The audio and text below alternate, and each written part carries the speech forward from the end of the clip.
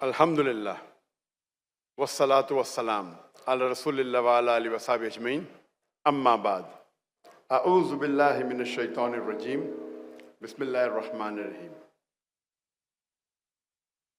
वमा खलक़तुल जिन्न वल इंसा इल्ला लियअबुदून रब्बि इश्रह ली सदरी व यस्सिर ली अमरी वहलुल उक़दतम मिन लिसानी यफ़क़हू क़ौली।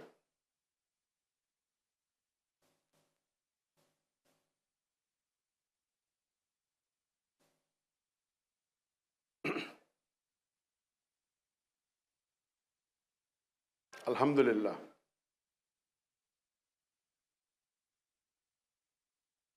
जनाब ऑनरेबल कामरान तिसोरी साहब, द गवर्नर ऑफ सिंध, मेरे बुजुर्गों और मेरे अजीज भाई और बहनों, अस्सलामु अलैकुम व रहमतुल्लाहि व बरकातुहू।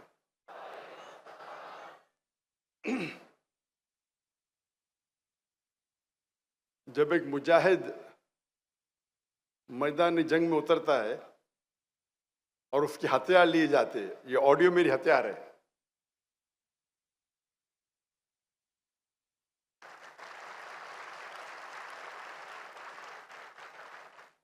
अल्लाह से उम्मीद करता हूं कि ये ऑडियो को जल्द से जल्द अच्छा करे।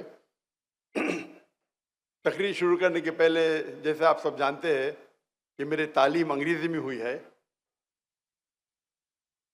तो हो सकता है कि इस उर्दू तकरीर में मैं गलतियां करूंगा, तो उसके लिए माजरत चाहता हूं।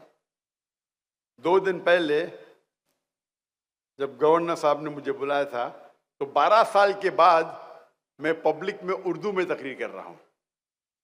इसके पहले 2012 में किशनगंज में, 2012 हिंदुस्तान में, बिहार में किशनगंज में 10 लाख से ज्यादा मजमा था, वहां मेरी आखिरी उर्दू तकरीर थी। और क्योंकि मैं हिंदुस्तान से हिजरत किया, जितने ममालिक में तकरीर किया तो वहां उर्दू तो जानने वाले थे नहीं, तो 12 साल बाद मैंने परसों उर्दू में तकरीर किया और उम्मीद रखता हूं कि अल्लाह सुब्हानहू व तआला मेरा साथ दे। मुझे बेहद खुशी हो रही है कि मैं पाकिस्तान में मौजूद हूं और काफी सालों से तमन्ना थी कि मैं पाकिस्तान में तकरीर करूं, चाहे उर्दू या अंग्रेजी में, लेकिन लोग ने इसरार किया कि उर्दू में करो, तो इंशाअल्लाह। क्योंकि मेरे उर्दू सॉफ्टवेयर बनना बंद हो गए। जब से मैं हिंदुस्तान से हिजरत किया, मेरे उर्दू सॉफ्टवेयर बनना बंद हो गए। तो लोग कहते उर्दू चैनल पे जाकिर भाई के तकरीर आना बंद हो गए। तो इंशाअल्लाह इसके बाद कोई नई मवाद, इंशाअल्लाह नया मवाद मिलेगा। तो इसीलिए जो तकरीर मैंने कल की वो पहले बार उर्दू में की। आज की तकरीर भी मैंने अंग्रेजी में 2009 में की थी और मैं आज उर्दू में पहली बार करूंगा, जिसका मौजू है हमारे जिंदगी का मकसद क्या है। What is the purpose of our lives? क्या हमने कभी सोचा कि हम दुनिया में क्या कर रहे हैं? हमने कभी सोचा हमारे जिंदगी का मकसद क्या है, हमारे हयात का मकसद क्या है? मैं जानना चाहता हूं कि आज की ऑडियंस माशाअल्लाह हजारों की तादाद में है, 30, 40, 50 हजार या ज्यादा।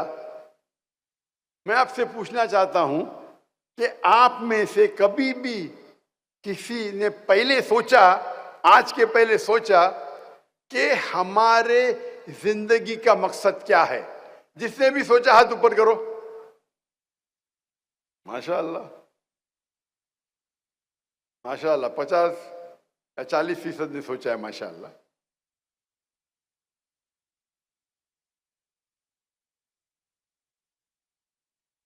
और इसका जवाब क्या है? हमारे जिंदगी का मकसद क्या है? क्या हमें जरूरी है जानना हमारी जिंदगी का मकसद क्या है? मैं आपको चंद मिसाल पेश करूंगा, फिर आप ये जान सकते हैं या समझ सकते हैं कि जिंदगी का मकसद जानना जरूरी है क्या नहीं। अगर एक शख्स एक चौराहे पे आता है और एक सड़क पे गुजरने वाले आदमी से पूछता है क्या ये सड़क किधर जा रही है, वो आदमी उससे पूछता है आपको कहां जाना है, तो वो कहता है किधर भी चलेगा। तो आदमी जवाब देता है जब किधर भी चलेगा तो आप क्यों पूछ रहे क्या सड़क जाती है, आप जाइए, आप पहुंच जाएंगे किधर भी।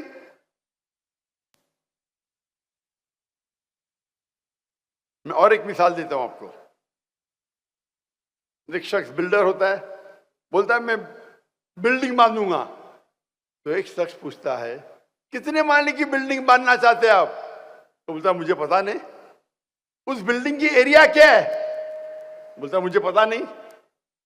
तो इससे जाहिर होता है कि ये दोनों शख्स के पास देयर इज नो गोल, उनके पास टारगेट ही नहीं है। पहला शख्स जो चौराहे पे जाके पूछता है सड़क कहां जा रही है, उसे पता नहीं कहां जाने का है, उसके पास गोल ही नहीं है। जो शख्स बिल्डिंग बनाना चाहता है उसको पता नहीं कितने माले की बिल्डिंग है, वो बिल्डिंग का एरिया क्या है, ही हैज नो गोल, गोल ही नहीं है। एक वक्त एक पड़ोसी अपने पड़ोसी से पूछता है क्या आपका कुत्ता हमेशा कोई भी गाड़ी या मोटरसाइकिल जाती है तो उसके पीछे दौड़ता है। मैं सोचता हूं कि आपका कुत्ता कभी कोई गाड़ी को पकड़ेगा या मोटरसाइकिल को पकड़ेगा। तो पड़ोसी कहता है आप सोच रहे हो पकड़ेगा क्या, नहीं, मैं सोचता हूं पकड़ेगा तो करेगा क्या। अगर वो गाड़ी के आगे आएगा तो करेगा क्या। तो इसे कहते हैं गोल विदाउट पर्पस। गाड़ी को पकड़ने का है पर पकड़ने के बाद करेगा क्या, गोल विदाउट पर्पस। मिसाल के तौर पे एक शख्स से पूछते हैं क्या आप ग्रेजुएशन क्यों कर रहे हैं, तो बोलता है पता नहीं। आप ग्रेजुएशन करने के बाद क्या करेंगे, बोलता है पता नहीं, बस ग्रेजुएशन करने का है। यानी ग्रेजुएशन का गोल है, ग्रेजुएशन करने का टारगेट है, लेकिन क्यों करने का उसे पता नहीं। इसे कहते हैं पर्पस विदाउट गोल, गोल विदाउट पर्पस। एक तीसरी मिसाल है कि लोग अक्सर फॉलो करते हैं ब्लाइंडली, आंख बंद करके फॉलो करते। एक शख्स से पूछते कि आप कॉमर्स में ग्रेजुएशन करें, क्यों कर रहे, क्योंकि मेरा दोस्त कर रहा है। करने के बाद क्या करेंगे, मुझे नहीं पता। एक शख्स बॉलीवुड की हिंदी पिक्चर देखता है और देखता है कि वो हीरो अमिताभ बच्चन बॉम्बे में आता है, चंद दिनों में करोड़पति बन जाता है। तो समझता है मैं भी बॉम्बे आऊंगा या मैं कराची आऊंगा, 4-5 दिन में करोड़पति बन जाऊंगा। वो पिक्चर देख के हीरो से मुतासिर होता है। एक शख्स बोलता है कि मुझे हायोंडाई i10 खरीदने का है, क्यों, क्योंकि शाहरुख खान वो गाड़ी चलाते हैं। शाहरुख खान हायोंडाई i10 चलाते, इसीलिए उसे हायोंडा खरीदने का है। मैं उससे कहता हूं शाहरुख खान कभी जिंदगी में वो एडवर्टीजमेंट में पहले कभी हायोंडा में बैठा नहीं होगा ना, कब बाद में बैठेगा। वो इश्तिहार के लिए, एडवर्टीजमेंट के लिए शायद बैठा होगा। उसके पास शायद BMW होंगी या मर्सिडीज होंगी। आप शाहरुख खान को देख ले हायोंडा में बैठते, आपको हायोंडा खरीदने का है। दूसरा शख्स कहता है कि मुझे टैगोर की घड़ी खरीदने का है। मेरा क्यों, क्योंकि शाहरुख खान टैगोर की घड़ी पहनते हैं। तो इसे कहते हैं कि ब्लाइंडली फॉलोइंग। आप ब्लाइंडली फॉलो कर रहे, शायद आपके दोस्त को फॉलो कर रहे या हीरो को फॉलो कर रहे। आपका जो गोल है वो हीरो को फॉलो करना। आप समझते कि आप टैगोर की घड़ी पहनेंगे तो शाहरुख खान बन जाएंगे, आप हांडा खरीदेंगे तो शाहरुख खान बन जाएंगे। आपका गोल क्या है?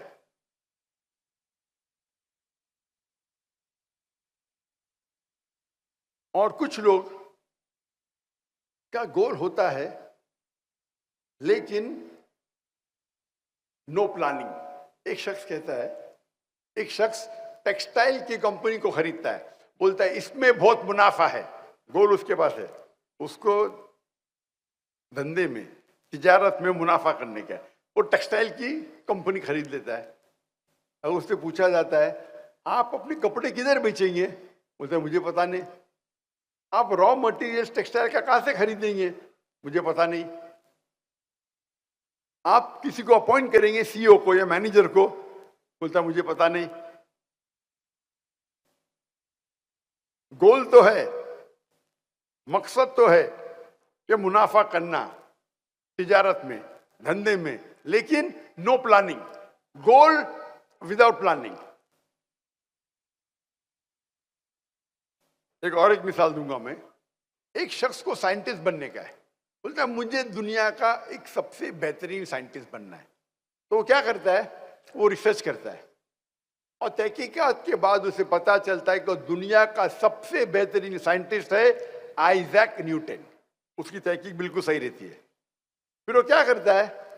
जिस तरीके आइजैक न्यूटन के लंबे बाल थे, कर्ली बाल, वो लंबे बाल उगाता है, कर्ली बाल उगाता है। जिस तरीके से आइजैक न्यूटन कपड़े पहनता था वो कपड़े पहनने लगता है। जिस तरीके से वो जूते पहनता था आइजैक न्यूटन, उस तरीके से वो जूते पहनने लगता है। क्या वो साइंटिस्ट बनेगा? हाँ क्या नहीं? उसकी तहकीक सही थी कि आइजैक न्यूटन सबसे बेहतरीन साइंटिस्ट है दुनिया के। प्लानिंग है, गोल है, बट प्लानिंग गलत है। बाल उगाने से, कपड़े पहनने से, आइजैक न्यूटन जैसे जूते पहनने से कोई साइंटिस्ट नहीं बनता है। तो इसे कहते हैं गलत प्लानिंग। तो आज के माशरे में हम देखते हैं कि अक्सर लोग, उनके पास कोई गोल ही नहीं है। जैसे वो सड़क पे वो मुसाफिर पूछता है कि सड़क किधर जा रही है, आपको कहाँ जाना है? किधर भी गए चलेगा। उनका गोल ही नहीं, उनका टारगेट ही नहीं।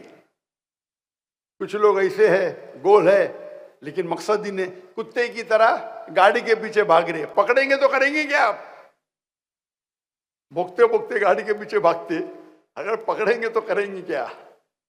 यानी गोल है लेकिन पर्पसलेस गोल। कुछ लोग भीड़ को फॉलो कर रहे, दोस्त जा रहे तो हम भी जा रहे। वो हीरो को देखते हैं कि बम्बई आता है, कराची आता है, करोड़पति बन जाता है, मैं भी बन जाऊंगा। मैं टैगोर की घड़ी पहनूंगा या हांडा गाड़ी चलाऊंगा, शाहरुख खान बन जाऊंगा। भीड़ को फॉलो कर रहे। कुछ लोग का गोल है जैसे टेक्सटाइल कंपनी खरीदने वाला, लेकिन प्लानिंग ही नहीं है। किधर से माल खरीदेगा पता ही नहीं, किधर बेचेगा पता ही नहीं, ना मैनेजर ना सीईओ। और कुछ लोग है प्लानिंग करते लेकिन गलत प्लानिंग करते। आइजैक न्यूटन बनने का तो आइजैक न्यूटन के कपड़े पहन रहे, जूते पहन रहे। तो ये हमारे माशरे में अक्सर आप देखेंगे इंसान इसी 6 किस्म में से एक किस्म में आते हैं।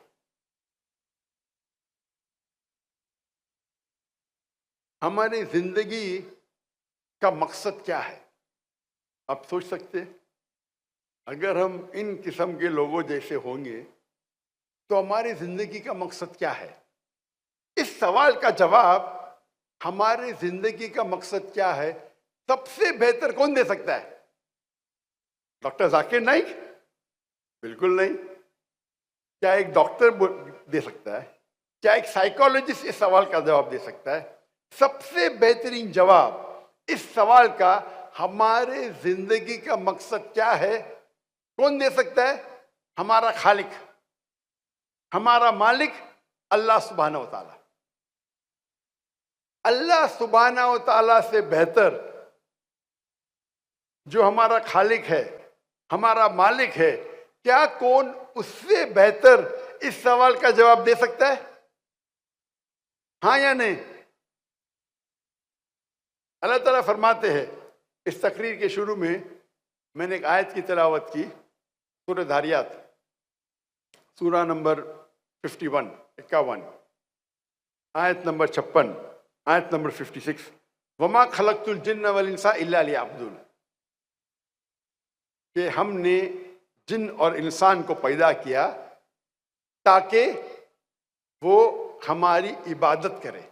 अल्लाह ताला फरमाते हैं कि अल्लाह ने जिन और इंसान को पैदा किया ताकि वो अल्लाह सुब्हाना व ताला की इबादत करे। ये अरबी लफ्ज इबादत आता है अब्द से, मतलब स्लेव। अब मतलब स्लेव, जो नौकर से ज्यादा है। और इबादत का क्या मतलब है? अल्लाह की इबादत का मतलब क्या है? अल्लाह की इबादत करना मतलब, अगर आप अल्लाह सुब्हाना व ताला के अहकामात पे अमल करते हैं, उसे कहते हैं अल्लाह की इबादत करना। जो अल्लाह ताला कुरान मजीद में फरमाते हैं उसके ऊपर आप चलते हैं तो उसे कहते हैं इबादत करना अल्लाह की। अगर आप इस्लाम के 5 बुनियादी पिलर्स, 5 पिलर्स पे अमल करते हैं, चाहे तौहीद हो, चाहे सलाह हो, नमाज, चाहे ज़कात हो, चाहे रोज़ा हो या हज हो, आप अगर उस पे अमल करते हैं उसे कहते हैं इबादत करना। आप कोई भी हुक्म अल्लाह का, जो अल्लाह कुरान मजीद में फरमाते हैं या अल्लाह के रसूल के जरिए फरमाते हैं हदीस में, अगर उस पर आप अमल करते हैं उसे कहते हैं इबादत करना।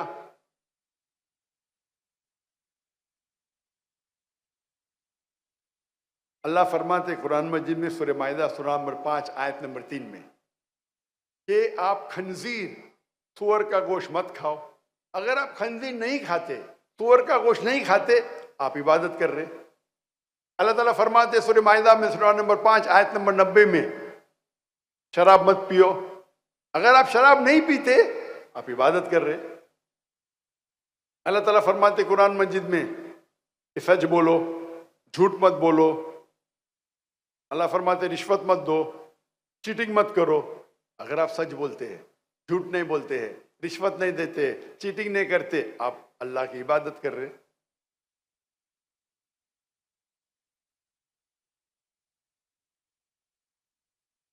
आप अल्लाह के कोई भी अहकाम पे अमल करते हैं उसे कहते हैं अल्लाह की इबादत करना। और अल्लाह सुब्हाना व ताला कुरान मजीद में फरमाते हैं वमा खलक़तुल जिन्न वल इंसा इल्ला लियअबुदून, सूरह धारियात सूरा नंबर 51, 51 वर्स नंबर 56, कि हमने जिन और इंसान को पैदा किया सिर्फ अल्लाह की इबादत करने के लिए।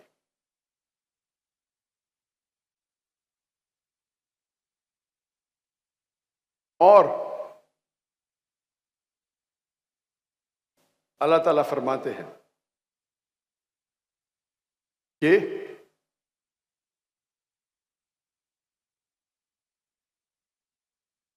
अगर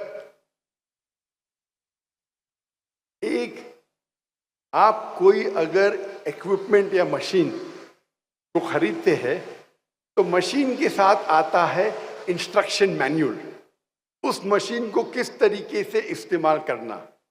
और जितनी पेचीदा मशीन है, जितनी कॉम्प्लिकेटेड मशीन है, उतनी ज़रूरत है आपको इंस्ट्रक्शन मैन्युअल की।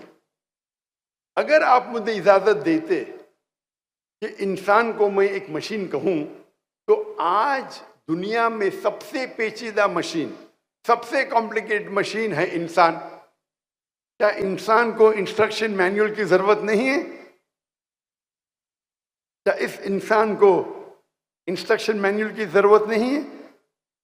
इस कॉम्प्लिकेटेड मशीन इंसान की इंस्ट्रक्शन मैनुअल कौन सी है? इंस्ट्रक्शन मैनुअल है कुरान मजीद। ये कुरान मजीद इंसान की आखिरी इंस्ट्रक्शन मैनुअल है। किस तरीके से इंसान अपनी जिंदगी जीना चाहिए, इंसान के लिए क्या अच्छा है क्या बुरा है, क्या इजाजत है क्या ममनू है, वो इस किताब कुरान मजीद में लिखा है।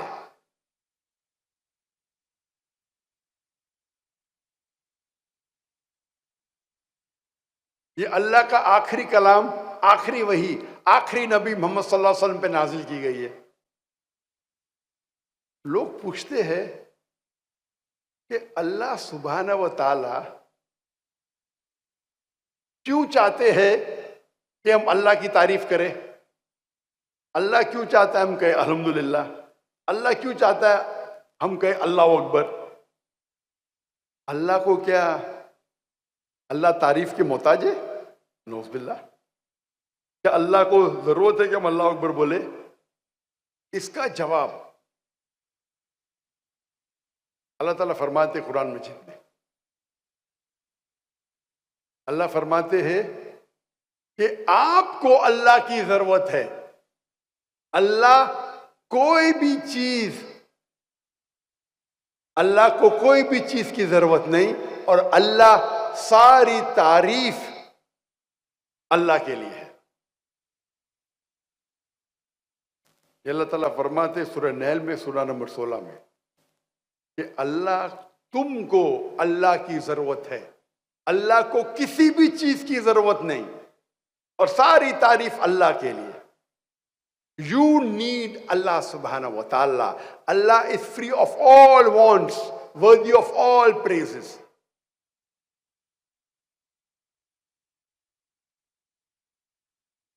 तो सवाल आता है, क्यों हम अल्लाह अकबर बोलते हैं, क्यों हम अल्हम्दुलिल्लाह बोलते हैं? सारी तारीफ अल्लाह के लिए है, अल्लाह अकबर। इसका जवाब है, हम इंसान अगर किसकी तारीफ करते हैं तो उसका बात भी मानते हैं। मिसाल के तौर पे, अगर आपकी वालदा है जो बीमार है और और उनको हार्ट प्रॉब्लम है, तो आप क्या कहेंगे? आप ढूंढेंगे सबसे बेहतरीन हार्ट स्पेशलिस्ट कौन है। जब आप तहकीक करेंगे आपको मालूम पड़ेगा कि मशहूर डॉक्टर है। आप उस मशहूर हार्ट स्पेशलिस्ट, कार्डियोलॉजिस्ट की बात मानेंगे आपके वालदा के दिल की बीमारी को दूर करने के लिए। अगर कोई आदमी आपको मिलेगा रास्ते पे, वो कुछ कहेगा, क्या आप उसकी बात मानेंगे? और जवाब ही नहीं। आप मानेंगे एक मशहूर कार्डियोलॉजिस्ट की। क्यों? उसकी इतनी शोहरत है कि वो वर्ल्ड का बेस्ट कार्डियोलॉजिस्ट है, आप उसकी बात मानेंगे। तो ये इंसान की फितरत है। जो आदमी की आप इज्जत करते हैं, जो आदमी की तारीफ करते हैं, आप उसका कहना मानते हैं। तो अल्लाह सुब्हाना व ताला चाहता है कि आप अल्लाह की तारीफ करें, नहीं ताकि वो ऊंचे हो। आप अल्लाह अकबर 10 बार बोलो, लाख बार बोलो, अल्लाह अकबर तो ऑलरेडी अल्लाह अकबर है, उससे ज्यादा अकबर हो ही नहीं सकते। अल्लाह ऑलरेडी चोटी पे है। आप 10 बार बोलो, 1000 बार बोलो, अल्लाह को कोई फर्क पड़ता नहीं। अल्लाह चाहते हैं कि आप अल्लाह की तारीफ करें ताकि आप अल्लाह की हिदायत पे अमल करें। जब आप अल्लाह की तारीफ करते, अल्लाह अकबर, अल्लाह इज द ग्रेटेस्ट, अल्लाह सबसे बड़ा है, अल हाकिम, अल्लाह सबसे हिकमत वाला है, अर रहीम, अल्लाह सबसे रहमत वाला करो, ऐसा इन्हें हवा में छोड़ दो। तो हमें प्लानिंग करना जरूरी है, गोल बनाना जरूरी है। अगर हम प्लानिंग नहीं करेंगे, हम गोल पे तवज्जो नहीं देंगे, तो हम आखिरी नबी सल्लल्लाहु अलैहि वसल्लम के हिदायत पे अमल नहीं करते।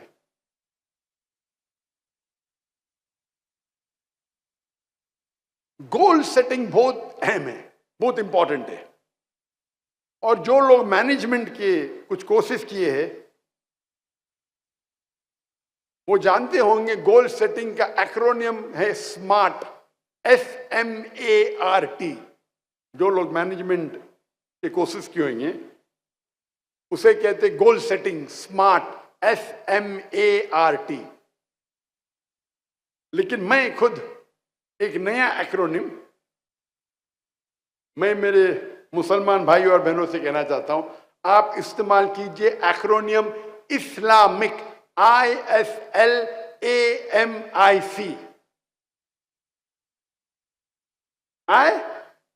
है इस्लामिक, मतलब आप जो भी गोल आपका है आप देखिए क्या वो कुरान और हदीस से मिलता है। जो भी गोल आप सेटिंग कर रहे हैं वो मैच होना चाहिए कुरान के तालीमात से और सही हदीस की तालीमात से। जो तालीम अल्लाह ताला में देते हैं कुरान में या आखिरी नबी मोहम्मद सल्लल्लाहु अलैहि वसल्लम देते सही हदीस में, उससे मैच होना चाहिए। अगर आपका गोल उससे मैच नहीं हो रहा है तो ये गोल आपके लिए कोई फायदे का नहीं है।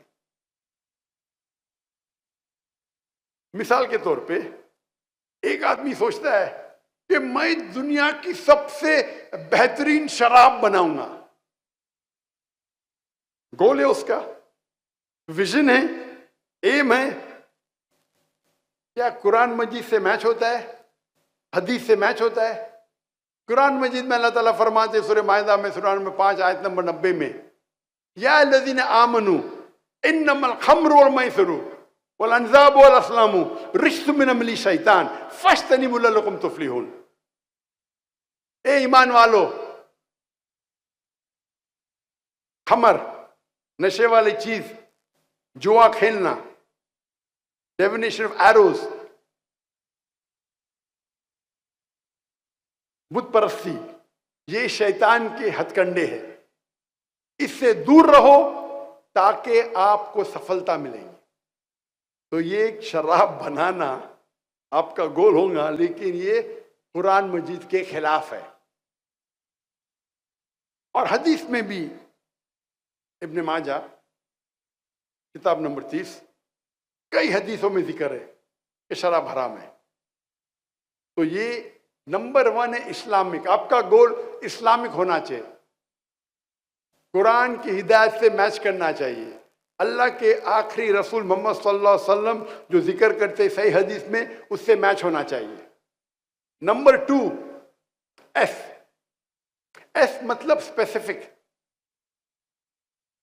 मतलब आपका गोल स्पेसिफिक होना चाहिए।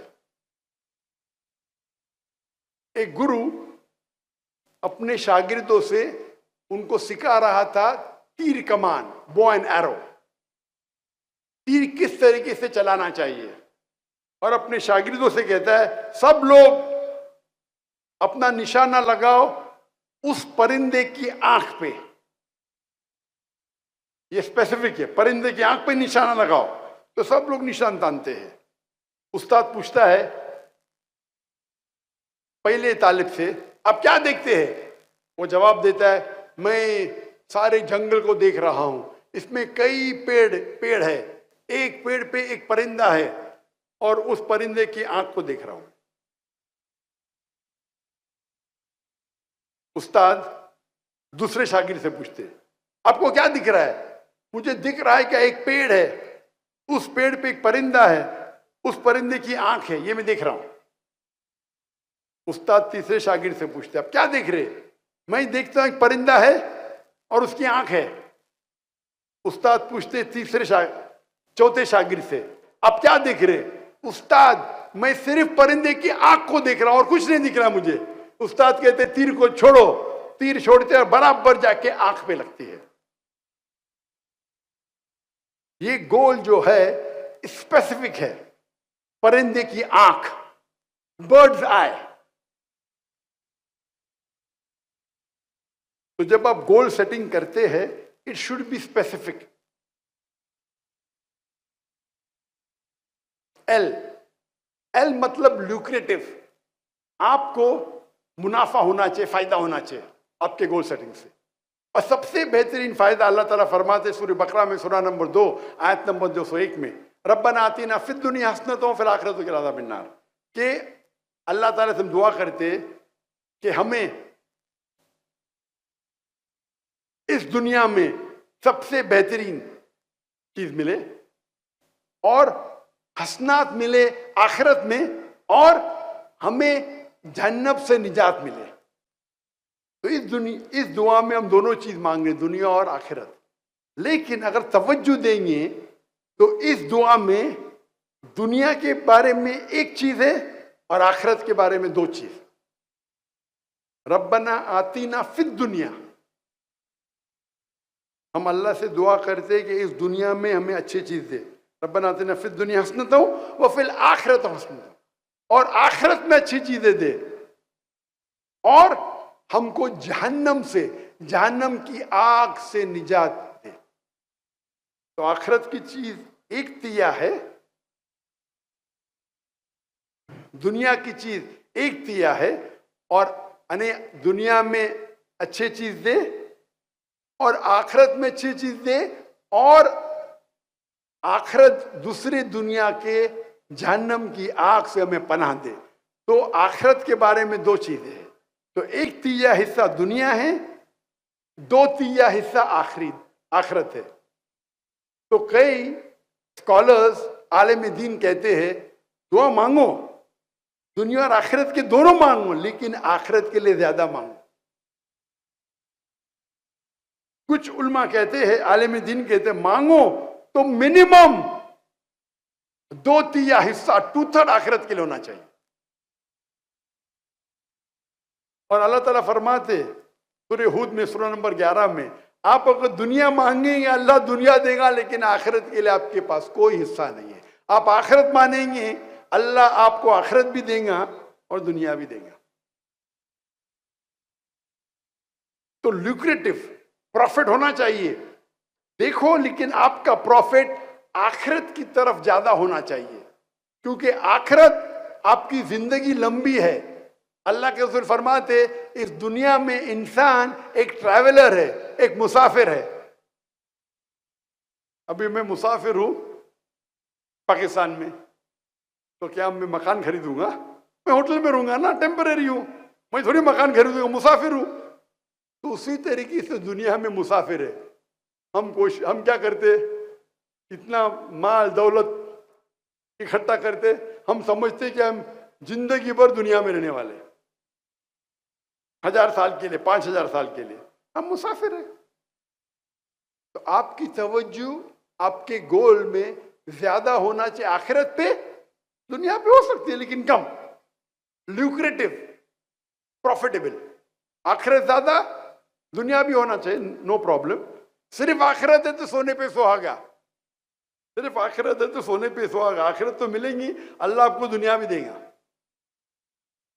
एप्ट एंड अप्रोप्रिएट, मतलब आपका गोल सही होना चाहिए, अप्रोप्रिएट होना चाहिए। ये जो स्मार्ट मैंने कहा, SMART, यहां ए मतलब अचीवेबल, जो मैं नहीं मानता हूं। हमारे मैनेजमेंट के गुरु कहते गोल होना चाहिए अचीवेबल। अचीवेबल मतलब आप उस गोल को हासिल कर सकते, इसमें मानता नहीं हूं। अल्लाह की मदद होगी तो many things which you think is not achievable is achievable. जो आप समझते आपको हासिल नहीं हो सकती, अल्लाह की मदद होगी तो हासिल हो सकती। अल्लाह ताला फरमाते सूरह इमरान में सूरह नंबर 3 आयत नंबर 160 में, अगर अल्लाह आपके साथ है तो कोई भी आपको हरा नहीं सकता है, अल्लाह आपको छोड़ देंगे तो कोई भी आपकी मदद नहीं कर सकता है। ए मोमिनो, अल्लाह पे भरोसा करो। तो अल्लाह की मदद आपके साथ है तो आपके लिए सारे गोल आसान है। तो ये अचीवेबल जो है, हमारे मैनेजमेंट गुरु कहते, मैं इसमें नहीं मानता, मैं कहता हूं अप्रोप्रिएट होना चाहिए। M means measurable. आपका जो गोल है उसको आप नाप सकते हैं, मेजर कर सकते हैं। अगर वो गोल मेजरेबल नहीं है तो गोल आपका बेबुनियाद है। मिसाल के तौर पे कोई शख्स कहेगा कि मुझे दुनिया की सबसे ऊंची इमारत बनाना है, गोल तो है ऊंची इमारत मेजरेबल है, नाप सकते, नाप सकते क्या नहीं? अब तहकीक करेंगे दुनिया की सबसे ऊंची इमारत कौन सी है? बुर्ज खलीफा। उसका हाइट क्या है? 834 मीटर्स। तो स्पेसिफिक 834 मीटर्स मेजरेबल है। 834 मीटर ऊंची है बुर्ज खलीफा दुबई में, दुनिया के सबसे ऊंची इमारत आज की तारीख में। अगर आपको उससे ऊंची बनाना है तो 835 बना दो, आपका रिकॉर्ड टूट जाएगा। तो मेजरेबल है, गोल को आप नाप सकते हैं। आय, इंटेंशन, नियत। आप अगर जो गोल हासिल करना चाहते उसकी नियत होना चाहिए खुसूसन अल्लाह की रजामंदी। जो गोल के पीछे आप भाग रहे, जो गोल के पीछे मेहनत कर रहे, उसका इंटेंशन, उसकी नियत होना चाहिए अल्लाह की रजामंदी। सही बुखारी जो कुरान के बाद सबसे ऊंची किताब इस्लाम में है, सही बुखारी के अंदर पहली किताब, पहला वॉल्यूम, पहली हदीस, इन्नमल अमाल बिन्निया। आपके जो भी अमल है आपके नियत पे दारोमदार है। तो आपकी नियत इस गोल को अचीव करने के लिए होना चाहिए अल्लाह की रजामंदी। अगर आपका इंटेंशन अल्लाह की रजामंदी नहीं है तो आपका ये गोल सही नहीं है, इस इंटेंशन। और आखिरी है सी, इस्लामिक, ISLAMI, सी। सी मीन्स कंसिस्टेंट, मतलब आप कंसिस्टेंट होना चाहिए। ऐसा नहीं कि आज में पल में तोला पल में मासा, कंसिस्टेंट होना चाहिए लगातार। और अल्लाह के रसूल फरमाते आप कोई भी काम करो, भले छोटा करो, कंसिस्टेंट करो, लगातार करो। चैरिटी भी देते, कंसिस्टेंट करो। ऐसा नहीं कि एक दिन दे दिए बाद में पूरे साल भूल गए। तो इस्लाम में जो चीज कंसिस्टेंट है उसकी अहमियत ज्यादा है। मिसाल के तौर पे आपका टारगेट है कि मैं इस रमजान में पूरा कुरान मजीद पढ़ूंगा, तो आपका टारगेट होना चाहिए 30 दिन है, 30 पारे है, 30 जुज है, मैं हर रोज एक जुज पढ़ूंगा, हर रोज एक पारा पढ़ूंगा। इंशाअल्लाह रमजान में पूरा कुरान मजीद आप पढ़ लेंगे। आप 2-3 दिन पढ़ेंगे फिर बंद कर लेंगे, तो कंसिस्टेंसी नहीं है। आपको कुरान मजीद का हिफ्ज करने का, आप अपने दिल पे लेंगे तो हर रोज मैं 5 पेजेस हिफ्ज करूंगा, या 3 पेजेस या 2 पेज, जो भी है, कंसिस्टेंसी।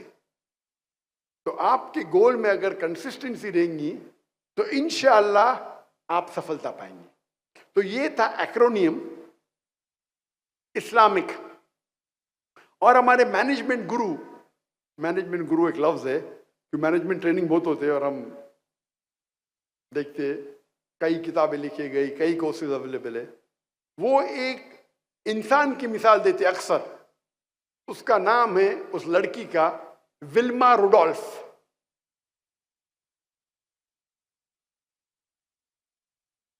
इस मजमे में किसने नाम सुना है विल्मा रुडोल्फ का? हाथ ऊपर करो। विल्मा रुडोल्फ, माशाअल्लाह, एक जन भी विल्मा रुडोल्फ का नाम नहीं। मतलब आपने मैनेजमेंट कोर्स नहीं किया है, अच्छी बात है, कुरान में अच्छा मैनेजमेंट है, तो कोई गुनाह नहीं किया आपने। लेकिन जो शख्स मैनेजमेंट कोर्स किया है, MBA किया है, उसे विल्मा रुडोल्फ का नाम तो मालूम होना चाहिए। मैंने मैनेजमेंट कोर्स नहीं किया, मैं तकरीर की तहकीक कर रहा था तो विल्मा रुडोल्फ को, मेरा मैनेजमेंट कुरान मजीद है। विल्मा रुडोल्फ एक लड़की थी जिसको पोलियो हुआ था, पोलियो, और डॉक्टर ने जवाब दे दिया था कि ये लड़की कभी भी अपने पैर जमीन पे रख ही नहीं सकेंगी। वो ब्रेसिस पहनती थी, वो पोलियो वाले पहनते, ब्रेसिस बोलते हैं अंग्रेजी में, मतलब अपने पैर पे कोई एक इक्विपमेंट होता है, उसे कहते हैं ब्रेस। तो डॉक्टर ने कहा ये लड़की कभी भी अपने पैर अपनी जमीन पे नहीं रख सकती। लेकिन उनकी जो वालदा थी, उनकी अम्मी थी, वो बहुत माशाअल्लाह, उनका जो था हौसला। उनकी वालदा ने विल्मा से कहा, बेटी आप जो सोचना चाहे सोचो, आप कर पाएंगे। तो विल्मा बोलती है कि मैं चाहती हूं कि मैं दुनिया की सबसे फास्टेस्ट लड़की बनूं भागने के रेस में। सोच सकते, चल नहीं सकती, और वो बोलती है मुझे दुनिया की, चल नहीं सकती और बोली भागेंगी तो भी समझेंगे, दुनिया की सबसे तेज भागने वाली औरत बनना चाहती हूं। ये मैनेजमेंट गुरु मिसाल देते हैं, लेकिन उनका जो ये है अचीवेबल, तो अचीवेबल तो है नहीं ना भाई। तुम पाँव नहीं रख सकते, चलने की कोशिश करो, भागने की, सबसे तेज भागने की। इसलिए बोलता हूं मैं, ये अचीवेबल जो वर्ड है, मैं इससे सहमत नहीं हूं। It should be apt. तो 9 साल की उम्र में विल्मा अपने ब्रेसेस को उतार देती है, बोलती मैं ये ब्रेसेस नहीं पहनूंगी। और 13 साल की उम्र में वो पहली बार भागने के दौड़ में लड़कियों के साथ रेस में एंटर करती है, और वो आती है लास्ट। फिर भी वो कंसिस्टेंट थी, नहीं मैं फिर भी कोशिश करूंगी। इतनी कोशिश करती है कि सन 1960 में ओलंपिक्स में उसको 3 गोल्ड मेडल मिलते, 100 मीटर्स, 200 मीटर्स, 400 मीटर्स। जिस लड़की को पोलियो था, ये दुनिया का हिस्ट्री का रिकॉर्ड है, पोलियो की लड़की आम सेहतमंद लड़कियों के साथ भागती है, और 1960 के ओलंपिक्स में 3 गोल्ड मेडल मिलते। Fastest women on the earth in 1960, 100 metres, 200 metres, 400 metres, 100 metre की दौड़, 200 मीटर की दौड़, 400 मीटर की दौड़। तो इसकी मिसाल लेके लोग इसकी मिसाल देते, विल्मा रुडोल्फ। हम ये मिसाल को अगर देखेंगे स्मार्ट की तरफ से, स्पेसिफिक, बिल्कुल स्पेसिफिक है कि मुझे दुनिया की फास्टेस्ट लड़की बनना है। मेजरेबल, हाँ, 100 मीटर डैश का अभी रिकॉर्ड क्या है, लड़कियों का 10 सेकंड है या 9 सेकंड है, मेजरेबल, मुझे उससे कम करना है। अचीवेबल, अचीवेबल तो लगता नहीं, इसलिए बोलता अचीवेबल सही नहीं है। अल्लाह की मदद है तो जो अचीवेबल नहीं वो भी अचीवेबल हो सकता है। आर, रीजनेबल, ये स्मार्ट है, इस्लामिक बाद में आऊंगा मैं। Reasonable, is it reasonable? और आखिरी में टाइम बाउंड। टाइम बाउंड, अगर आपको रेस में दौड़ना है तो आप 25 साल के अंदर होना चाहिए। आप 40 साल के बनने के बाद तो दौड़ नहीं सकते, 25 होएगा, 26 होएगा, 30 होएगा, उससे ज्यादा नहीं। तो टाइम बाउंड है। अगर आप इस्लामिक एक्रोनियम उतरेंगे, इस्लामिक, तो विल्मा रुडोल्फ को अगर स्मार्ट में अच्छे नंबर मिलेंगे, इस्लामिक में कितने नंबर मिलेंगे? क्या ये गोल इस्लामिक है? क्या कुरान मजीद के खिलाफ है, या कुरान मजीद इसको अप्रूव करता है? कुरान मजीद के खिलाफ तो नहीं है, हम कहेंगे ऑप्शनल।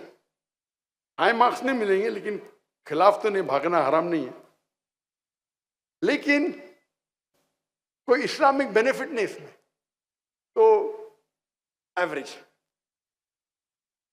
स्पेसिफिक, बिल्कुल स्पेसिफिक था। ल्यूक्रेटिव, प्रॉफिटेबल, दुनिया में, आखिरत में तो 0।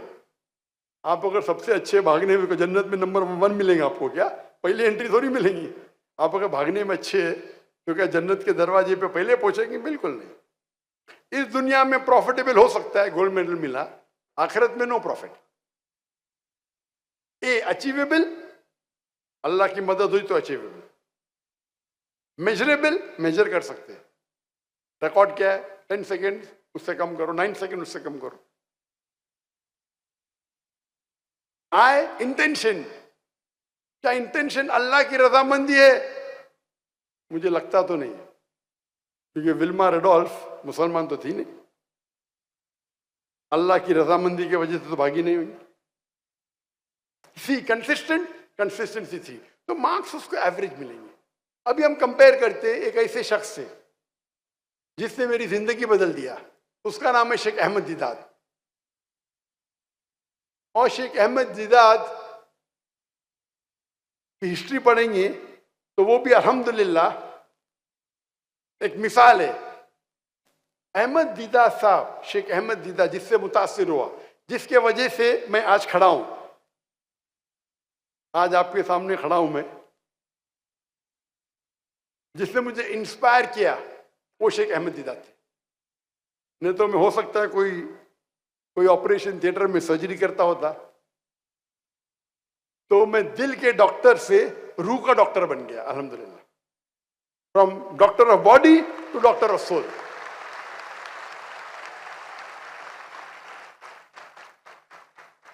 मैंने चुना था डॉक्टर बनने के लिए क्योंकि मैं समझता था डॉक्टर बनना सबसे अच्छा पेशा, अच्छी बात है, लेकिन सबसे अच्छा नहीं है। अगर मैं कोई बीमार की इलाज कराता हूं तो मुझे खुशी होती, लेकिन अगर कोई गैर मुस्लिम को इस्लाम की तरफ दावत देता हूं, अल्लाह उसे हिदायत देता है, तो जो खुशी होती दिल में, वो बीमार को अच्छे करने से लाखों गुना ज्यादा है। और अल्लाह ताला फरमाते, एक शख्स को अगर आप गैर मुस्लिम को मुस्लिम बनाते तो वो नियामुल हुर्म है, मतलब वो लाल रेड कैमल के बराबर है, एक लाल ऊंट के बराबर है। लाल ऊंट उस वक्त, आज कहेंगे आज की रोल्स रॉय, या मैं कहूंगा बुगाटी, और बुगाटी पे बाद में आई हम। बुगाटी बहुत कम लोग जानते, रोल्स रॉय तो काफी लोग जानते। कौन जानते बुगाटी क्या है? ओ माशाअल्लाह।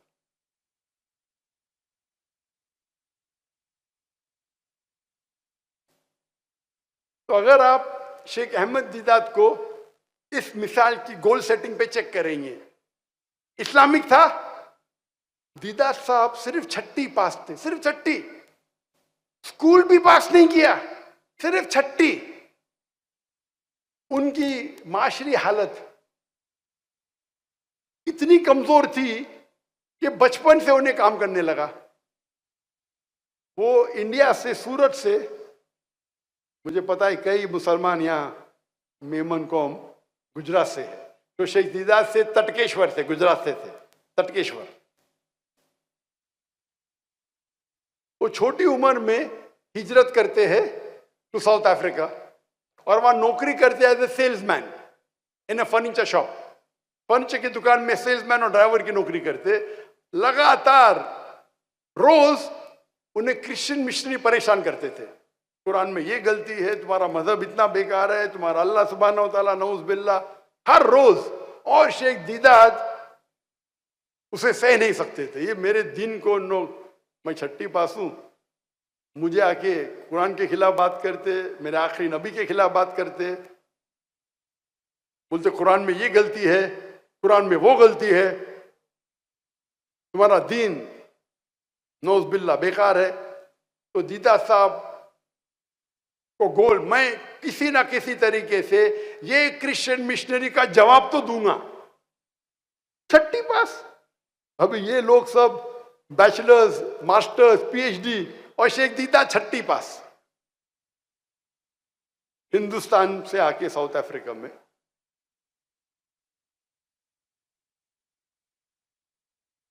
और अल्हम्दुलिल्लाह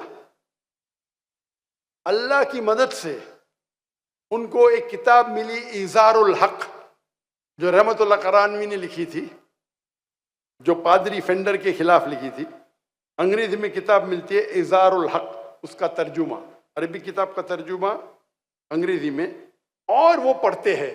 और उसमें कई क्रिश्चियन मिशनरी के जो अटैक्स है इस्लाम के खिलाफ, उसके जवाब उसमें रहते। वो पढ़ते और बोलते चलो शुरू हो जाओ। अकेले शख्स, छठी पास, और कई क्रिश्चियन मिशनरी के साथ 1-to-1 डिबेटिंग शुरू। डिबेटिंग करते करते इतने मशहूर हो जाते क्या वो स्टेज पे बात करने लगते, फिर पादरी से डिबेट करते। 1980s में उनको रिक्वेस्ट आता है डिबेट करना रेवरेंड जिमी स्वैगट। रेवरेंड जिमी स्वैगट उस वक्त 1984-82 उस वक्त वो क्रिश्चियन मिशनरी के सबसे बिगेस्ट टेलीवेंजलिस्ट थे। वो स्टेज पे बात करने में दुनिया में सबसे माहिर थे। और दीदा साहब भी मशहूर हो रहे थे। और इस डिबेट के पहले वो आते पाकिस्तान में, डिबेट के चंद महीने पहले वो आते पाकिस्तान में। पाकिस्तान में भी मजमा माशाअल्लाह हजारों का था। उस मजमे में दीदाद साहब के फैन कहते हैं, शेख Deedat, I request you not to debate with reverend Jimmy Swaggart. Deedat साहब के चाहने वाले पाकिस्तानी अंग्रेजी में कहते हैं दीदाद साहब से, शेख Deedat, I request you not to debate with Jimmy Swaggart. मैं आपसे इल्तिजा करता हूं कि आप जिमी स्वैगट से मुनाजरा मत करो, वरना ही विल चू you and spit you aside. वो आपको चबाएगा और थूक देगा। आप सोचिए दीदात का मन उस वक्त क्या। वो आता है पाकिस्तान में तकरीर करने के लिए, अभी भी तकरीर मौजूद है। और उसके चाहने वाले कहते मैं आपका फैन हूं, लेकिन मैं जिमी स्वैगट को जानता हूं, मेरी इल्तिजा है कि आप जिमी स्वैगट से डिबेट मत करो। वो दुनिया का सबसे माहिर स्पीकर है, वो आपको चबाएगा और थूकेगा।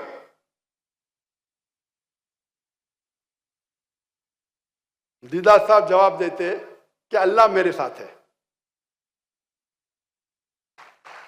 छठी पास, एक छठी पास करने वाला इंसान, उसके चाहने वाला बोल रहे आपको चबा के थूकेगा, उसके दिल पे क्या बीतती होगी सोचो। मजमा इतना बड़ा।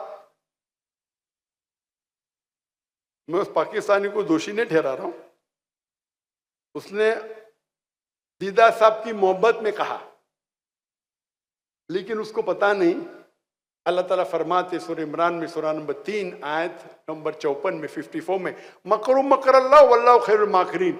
इन लोग ने प्लान किया, काफिरों ने, अल्लाह ने प्लान किया, अल्लाह सबसे बेहतरीन है प्लान करने में। दीदाद साहब जाते हैं लुइसियाना और डिबेट अभी भी मौजूद है, और वहां डिबेट करते, उसका टॉपिक होता है is the Bible God's word, क्या बाइबल खुदा का कलाम है। और उसके शहर में, जिमी स्वैगट के शहर में, उसके मजमे में उसके साथ मुनाजरा करते हैं और उसे शिकस्त देते हैं, अल्हम्दुलिल्लाह।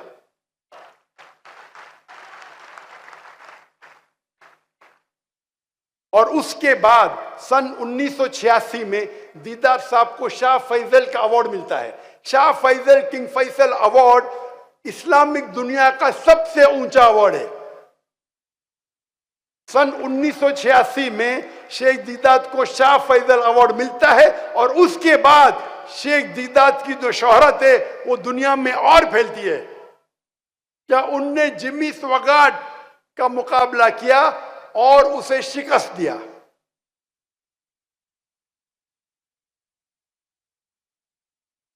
अगर आप देखेंगे विल्मा रुडोल्फ और शेख दीदाद की मिसाल, शेख दीदाद का अगर आप गोल सेटिंग देखेंगे, इस्लामिक था कि नहीं? बेशक इस्लामिक था। नंबर 2, क्या स्पेसिफिक था? बिल्कुल स्पेसिफिक। मेरी जिंदगी का मकसद है ये जो क्रिश्चियन मिशनरीज है जो हमारे मुसलमान को परेशान कर रहे, उन्हें मुंह तोड़ जवाब देना चाहिए। स्पेसिफिक था, ल्यूक्रेटिव, फायदेमंद था।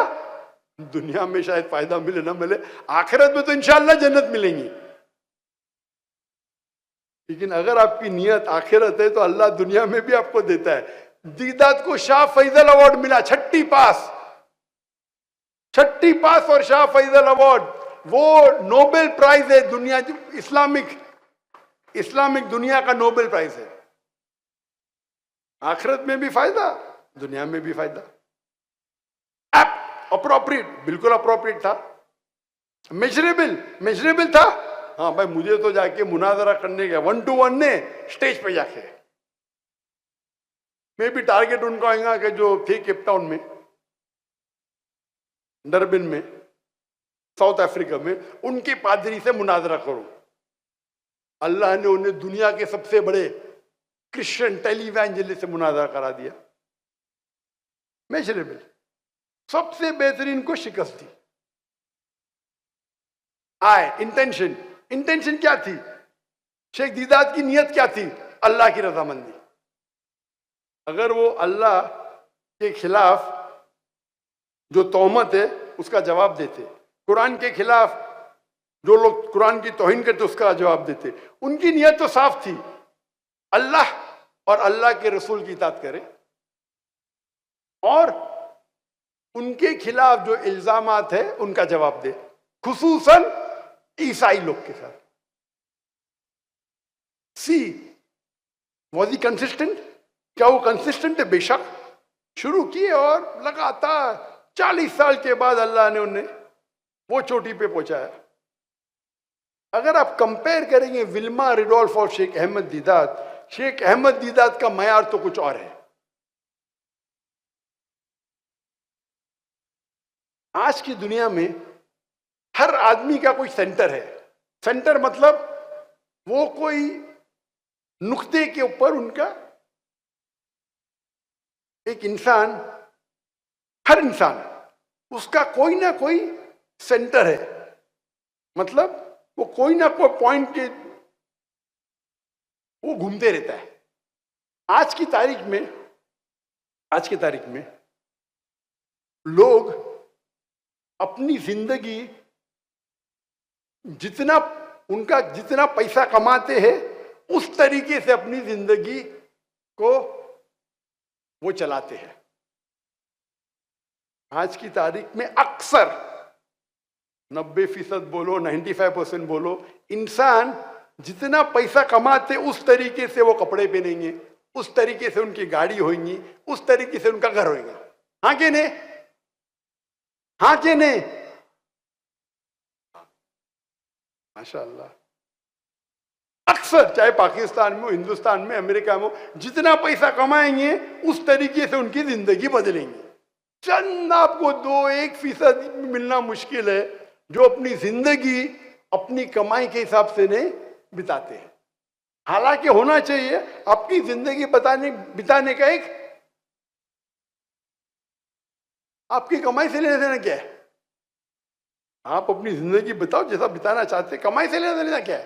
तो क्योंकि आपकी जिंदगी कमाई पे है तो अक्सर इंसानों का पूरा सेंट्रल पॉइंट है कमाई। मैं कितना कमाऊंगा उस तरीके से मैं पढ़ाई करूंगा, उस तरीके से ग्रेजुएशन करूंगा, उस तरीके से धंधा करूंगा। ज्यादा पैसे तो गाड़ी अच्छी लूंगा। पूरा उनका दारो मदार कमाई पे है। आप देखना चाहते आदमी अमीर है कहने, उनका रहना सहना देख लो, आपको पता चल जाएंगे। कम लोग हैं जो देखने के बाद भी आपको पता नहीं चलेगा उनकी कमाई कितनी है। अभी हम डिस्कस करेंगे सेंटर के बारे में। कुछ लोगों का सेंटर होता है सेल्फ, खुद, सेल्फ सेंटर्ड। सेल्फ सेंटर्ड मतलब उनका पूरा सेंटर मैं। वो सेल्फ सेंटर्ड आदमी खाली अपनी अच्छाई चाहता है, वो उसको कोई फिक्र नहीं पड़ता बाजू लोग क्या कर रहे हैं, चाहे भूखे मर रहे नहीं मर रहे, मैं तो मेरे बारे में सिर्फ चाहता हूं मेरा अच्छा हो, बाकी लोग गए भाड़ में। इसे कहते सेल्फ सेंटर्ड। कुछ लोग हैं जो फैमिली सेंटर्ड है। मेरी जिंदगी का मकसद है कि मेरी फैमिली को खुश रखूं। कुछ लोग होते वालिद सेंटर्ड, अपने बाप को खुश रखना। सही या गलत नहीं, बाप को मैं मेरे वालिद को खुश रखूंगा। कुछ लोग का सेंटर्ड है माँ, वालदा, मैं तो मेरी वालदा की बात मानूंगा, उनको खुश रखूंगा। मेरी जिंदगी का मकसद है वालदा को खुश रखना। और फिर हदीस पेश करेंगे, अरे कुरान में लिखे हदीस में लिखे माँ बाप की बात मानो। अरे मैंने कब कहा नहीं, और बाप सही कहता है गलत कहता है मैं तो बात मानूंगा, ये इस्लाम नहीं है। कुरान की आयत है सूरा नंबर 31, सूरा लुकमान आयत नंबर 14। ए इंसानों, वालिदैन के साथ हुस्न सलूक करो। अपने वालिद और वालदा के साथ उसने सलूक करो। और आपकी माँ ने जो आपको पेट के अंदर 9 महीने रखा और उसके बाद 2 साल जो विनिंग की, नेक्स्ट वर्स कहती है लेकिन, सूरह लुकमान सूरह नंबर 31 आयत नंबर 15, लेकिन अगर आपके वालिदैन आपको अल्लाह के खिलाफ कोई और की इबादत करने के लिए कहे तो उनकी बात मत मानो, फिर भी उनके साथ हुस्न सलूक करो। सबसे नंबर 1 पे आते अल्लाह, फिर अल्लाह के रसूल, उसके बाद वालिदैन। कोई प्रॉब्लम नहीं। इतना मत वालिद को चाहो कि वालदा को चाहो कि अल्लाह के रसूल के खिलाफ बात करे, आप उनकी बात मानो। मेरे वालिद ये कहते, मेरे वालिद वो कहते, मैं वालिद इंतकाल हो जाता फिर भी वालिद के गुण गाते रहते। मैं बुरी बात नहीं, वालिद की इज्जत करो, मैंने कहता हूं मत करो, इज्जत दो, लेकिन अल्लाह और अल्लाह के रसूल से ज्यादा नहीं। इसे कहते पेरेंट सेंटर्ड। वालिदैन उनके लिए जिंदगी में टॉप। कुछ होते बच्चे सेंटर्ड। मैं तो मेरे बेटे को अमेरिका भेजूंगा, उनका पूरा मकसद बेटे को अमेरिका भेजना। किधर भेजना? किधर भेजना? जहन्नम भेजना।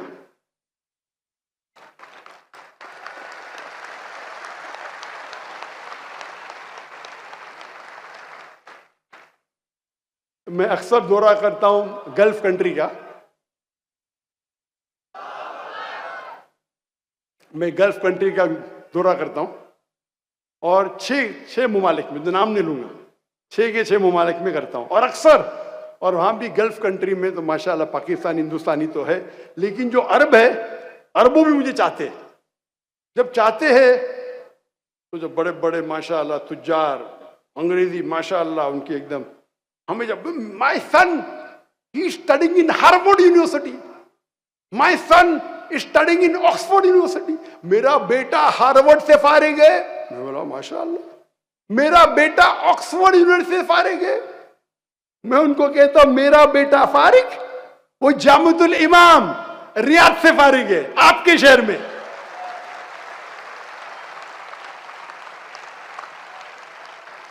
हिंदुस्तान में पैदा हुआ, बंबई में पैदा हुआ, बचपन से अरबी जबान सिखाई, अमेरिका नहीं भेजा, डॉक्टर ने बनाया, आपके मुल्क रियाद में भेजा, जो मेरे नजदीक की सबसे बेहतरीन इस्लामिक यूनिवर्सिटी है, जामिअतुल इमाम मोहम्मद बिन सऊद यूनिवर्सिटी।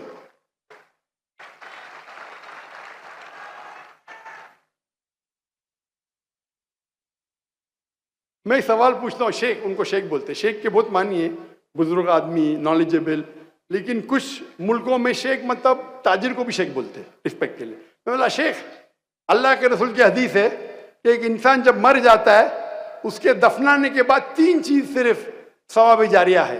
एक जो इल्म उसने फैलाया, एक जो पैसे उसने खर्चा किया, और तीसरा नेक औलाद उनके लिए दुआ करे। तो मैं पूछता हूं, आपका बेटा बड़ा डॉक्टर है अमेरिका से, आपका बेटा मैनेजमेंट एक्सपर्ट है ऑक्सफोर्ड यूनिवर्सिटी से, मैं ये पूछना चाहता हूं, आपके मरने के बाद आपका बेटा अगर ऑक्सफोर्ड से जाके दुआ करे या जामिअतुल इमाम से दुआ करे, किसमें आपको ज्यादा सवाब मिलेंगी? उनका मुंडी नीचे हो जाती। तो जाकिर से बहस करना अच्छी बात नहीं।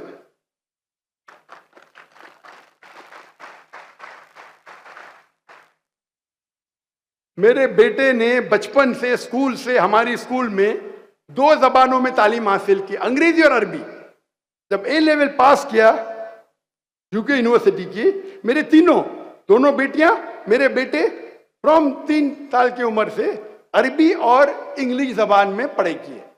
बट ए लेवल पास करने के बाद ग्रेजुएशन मेरे बेटे ने सिर्फ अरबी में किया, अंग्रेजी में नहीं।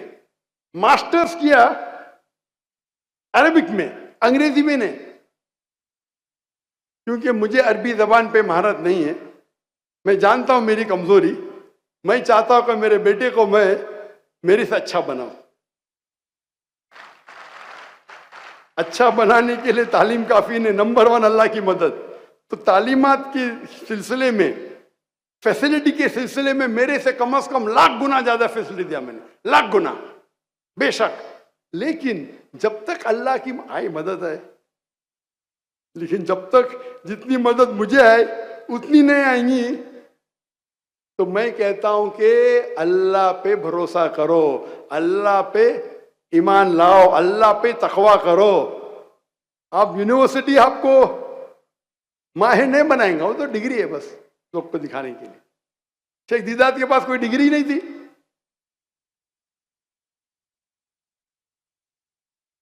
लेकिन अल्लाह की रजामंदी के लिए अगर आप कोई पेशा चुनते हैं, तो मैंने मेरी मेडिकल पेशा, मेरे वालिद डॉक्टर थे, मेरे भाई डॉक्टर थे, माशाअल्लाह मेरी पूरी खानदान ने बोला आपको छोड़ देने का छोड़ दीजिए, क्योंकि अल्लाह ताला फरमाते हैं सूरह फुसिलत में, सूरा नंबर 41 आयत नंबर 33 में, वमन अहसन कौलन मिम्मन दुआ इलल्लाहि व अमिल सालिहान क़ाला इन्ननी मिनल मुस्लिमीन। कौन शख्स सबसे बेहतर है? वो शख्स जो लोगों को अल्लाह की तरफ बुलाता है, अच्छे अमाल करता है और कहता है कि मैं मुस्लिम हूं। क़ाला इन्ननी मिनल मुस्लिमीन, कहता है कि मैं मुस्लिम हूं। तो आप देखेंगे जो शेख अहमद दीदात के मुकाबले में Wilma Rudolph, Sheikh Ahmed Deedat follow कर रहे थे इस्लामिक तरतीब, और हम देखेंगे जो सेंटर्ड है, हम डिस्कस कर रहे थे सेंटर्ड, चिल्ड्रन सेंटर, वहां से हम भटक नहीं वापिस आते। चिल्ड्रन सेंटर नंबर 2 था, फैमिली सेंटर में उसका तीसरा हिस्सा था चिल्ड्रन सेंटर। तो लोग अपने बच्चे के लिए कुछ भी करेंगे, कर्ज लेंगे, रिबा पे कर्ज लेंगे, बेटे को लेकिन अमेरिका भेजेंगे, ऐसा सोचेगा जन्नत भेज रहे। और अल्लाह की मदद है, मेरे तकरीर के वजह से हजारों पाकिस्तानी, हजारों हिंदुस्तानी मुसलमान जो अमेरिका जाने वाले थे, कनाडा जाने वाले थे, नहीं गए। मैं ये नहीं कहता हूं कि 100% लोग को मैं मुतमईन कर सका, उसके ऊपर अलग तकरीर दूंगा मैं। नहीं, वो पाकिस्तान मुल्क में बहुत खराबी है, ये है वो है। मैं बोला जो भी खराबी है अमेरिका से अच्छी है।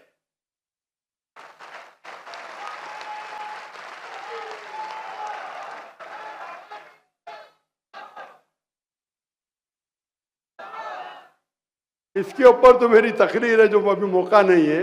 मैं बोला मुसलमान को एक मुस्लिम मुल्क छोड़ के दूसरे मुल्क जा सकते, दूसरे मुस्लिम मुल्क, लेकिन एक गैर मुस्लिम मुल्क, ये तो मेरे हिसाब से इजाजत ही नहीं है। वो जाते पैसे के लिए, पैसे कमाने के लिए, नाम कमाने के लिए। कोई मुस्लिम शहर जाते मुझे कोई एतराज नहीं। इसके ऊपर तो लंबी मैंने तकरीर की है, लेकिन वक्त अभी है नहीं। लेकिन अल्लाह के फजल से माशाअल्लाह हजारों की तादाद में जो ले चुके थे वीजा, जो ग्रीन कार्ड, जो भी कार्ड बोलो आप। मैं बोला मैं पाकिस्तान गया नहीं उस टाइम की बात है, लेकिन मैं जानता हूं जो भी हालात है, पाकिस्तान में रह के जन्नत में जाने के चांसेस बनिस्बत अमेरिका से तो सैकड़ों गुना ज्यादा है।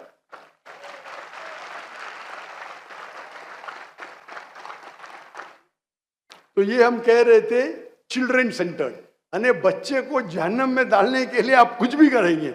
समझते पाकिस्तान, वो समझते कि अमेरिका जन्नत है। इसको कहते हैं चिल्ड्रन सेंटर। कुछ लोग होते सोसाइटी सेंटर। सोसाइटी सेंटर मतलब आजू बाजू कौन है उनके साथ कंपटीशन। कुछ कहते हैं नेबर सेंटर। नेबर सेंटर मतलब पड़ोसी सेंटर। उनकी पूरी जिंदगी पड़ोसी क्या करता है उसके ऊपर बीत जाती है, पड़ोसी से कंपटीशन। मैं एक चुटकुला सुनाऊंगा आपको। एक चुटकुला है, इंग्लिश में कहते हैं एनेक्डोट, उर्दू में चुटकुला। एक बार एक फरिश्ता आता है और एक इंसान से पूछता है, आप जो भी चाहेंगे मैं आपकी मुराद पूरी करूंगा, एक शर्त है। क्या शर्त है? जो भी आप मांगेंगे आपके पड़ोसी को दुगना दूंगा। बोलता है नो प्रॉब्लम। तो वो बोलता है मुझे एक कीमती रोलेक्स घड़ी चाहिए। तो वो जिन या फरिश्ता बोलता है अच्छा तेरे को रोलेक्स दे दी, पड़ोसी को 2 रोलेक्स दे दी। फिर वो बोलता है कि मुझे एक रोल्स रॉय गाड़ी चाहिए। तो वो जिन या फरिश्ता उसको रोल्स रॉय गाड़ी देता है, पड़ोसी को 2 रोल्स रॉय गाड़ी देता है। गोस्ट या खुले मैन जो भी है, फैंटम और हाई लेवल। फिर वो बोलता है मुझे 10 बेडरूम का बंगला चाहिए। फरिश्ता उसको दे देता है, उसके पड़ोसी को 2 बंगला देता है 10-10 बेडरूम के। बोलता क्या हो रहा है ये? वो फरिश्ते बोलते एक आखिरी ख्वाहिश क्या है? मेरी आंख फोड़ो, एक आंख फोड़ दो।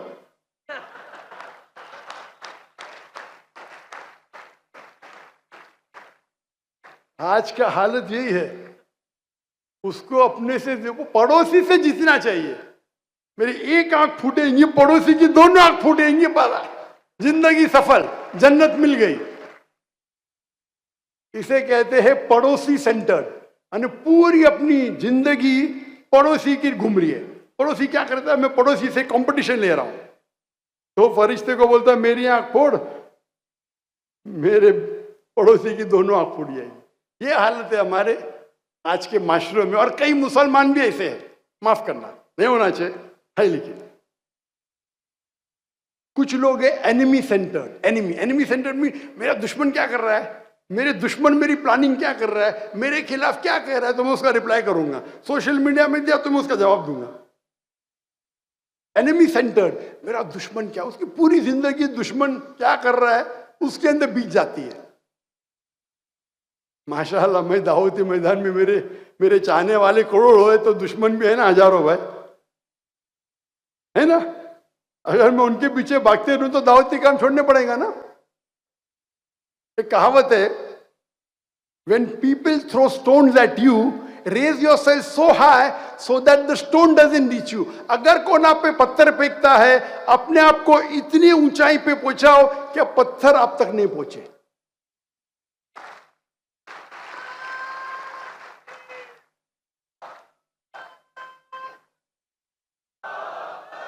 अगर कोई आप पे पत्थर फेंकता है, पत्थरबाजी मत करो, अपने आप को इतना ऊंचा पहुंचाओ कि पत्थर आप तक नहीं पहुंचे। एक दूसरी कहावत है, अगर कोई आप पे ईंट फेंकता है, ईंट को जमा करो, आपकी इमारत बनाओ। मेरा उसूल है, कोई भी मेरे खिलाफ बात करता है मैं जवाब नहीं देता हूं। अगर खिलाफ बात करता हूं, मैं मेरी टीम को बोलता हूं देखो भाई, इसमें कुछ मेरे लिए सीखने के लिए है क्या? हो सकता है कि 100 में से एक आदमी कुछ सही बोल रहा है। मेरी टीम को बोलता हूं मैं आप तहकीक करो, मुझे टाइम नहीं। अगर तहकीक में मिल गया कि मैंने गलती किया तो बोलो भाई, मैं उस पर सुधर जाऊंगा। मैं इंसान हूं, गलती कर सकता हूं, लेकिन मैं पत्थरबाजी में नहीं मानता हूं, टाइम ही नहीं है।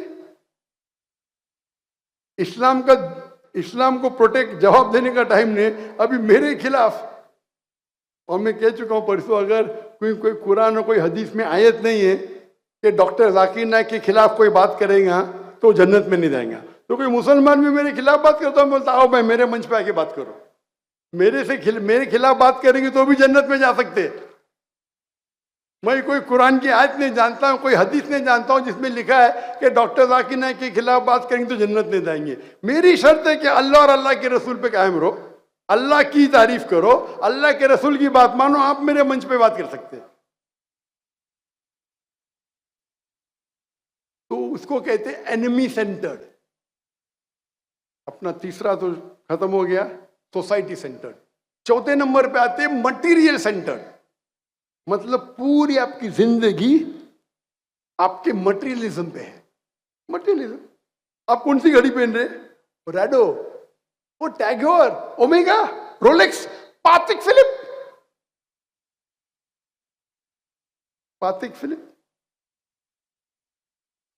रोलेक्स तो सब लोग जानते हैं। पातिक फिलिप, आपका कौन सा डायल है, आपका बेसिल क्या है, गोल्ड प्लेटेड है, डायमंड स्टडीड है। उनकी गुफ्तगू वही है बस। उनका जो पास्ट टाइम है क्या मटेरियलिज्म पे। कौन सा जूता पहने, वो एलवी का, लुई विटॉन का, वो बैली का। कौन सी पहने, मॉम ब्लैंक की। आगे जाएंगे तो गाड़ी कौन सी आपके पास? BMW। मेरे पास तो मर्सिडीज है, एस क्लास, S450। मेरे पास मेबैक है, मेरे पास पॉश गाड़ी है, बेंटले, लंबोर्गिनी। ये समझते हैं। और कोई भी इंसान कितना भी मटेरियलिज्म चाहे करो, कभी भी खुशी नहीं है। हर एक का लेवल होता है। आपका ब्रैकेट क्या है, कौन से लेवल पे। और अल्लाह ने मुझे माशाअल्लाह तौफीक दिया, मैं तो भाई गरीब इंसान झाड़ू वाले के साथ रहता हूं और बादशाह के साथ भी टाइम गुजारा हूं, बिलियनियर के साथ टाइम गुजारा हूं, गरीब इंसान के साथ टाइम गुजारा। आप हाई लेवल आपका हाई जाएगा। आपके पास यॉट कौन सी है, कितनी बड़ी है? आपके पास प्लेन कौन सी है? प्राइवेट जेट प्लेन है, कितनी इंजन की है? गल्फ स्ट्रीम में। ये तकरीर में क्या था बंबई में 2009 में हमारे पीस कॉन्फ्रेंस में। अब माशाअल्लाह फ्रंट रो पे तो कई बिलियनर थे दुनिया भर से, पाकिस्तान से नहीं थे, पर पाकिस्तान लोग बंबई नहीं आते। आपके पास घड़ी होगी तो एक घड़ी नहीं होगी, 4, 5, 10 घड़ी होंगी लिमिटेड एडिशन की। मैं आज घड़ी पहना तो कल वो शख्स वापस आने वाला है, सेम घड़ी तो पहन नहीं सकता हूं ना, वो देखेगा। मेरी घड़ी 1400 रुपए की, $30 की, सेम टाइम दिखाती है। इनकी घड़ी $10,000, $20,000। अल्लाह ने मुझे तौफीक दे, सब मुझे गिफ्ट मिले, रोलेक्स मिले, सब मिले, LV बैग भी मिली, मोबलाइन भी मिली, कभी पहनता ही नहीं हो।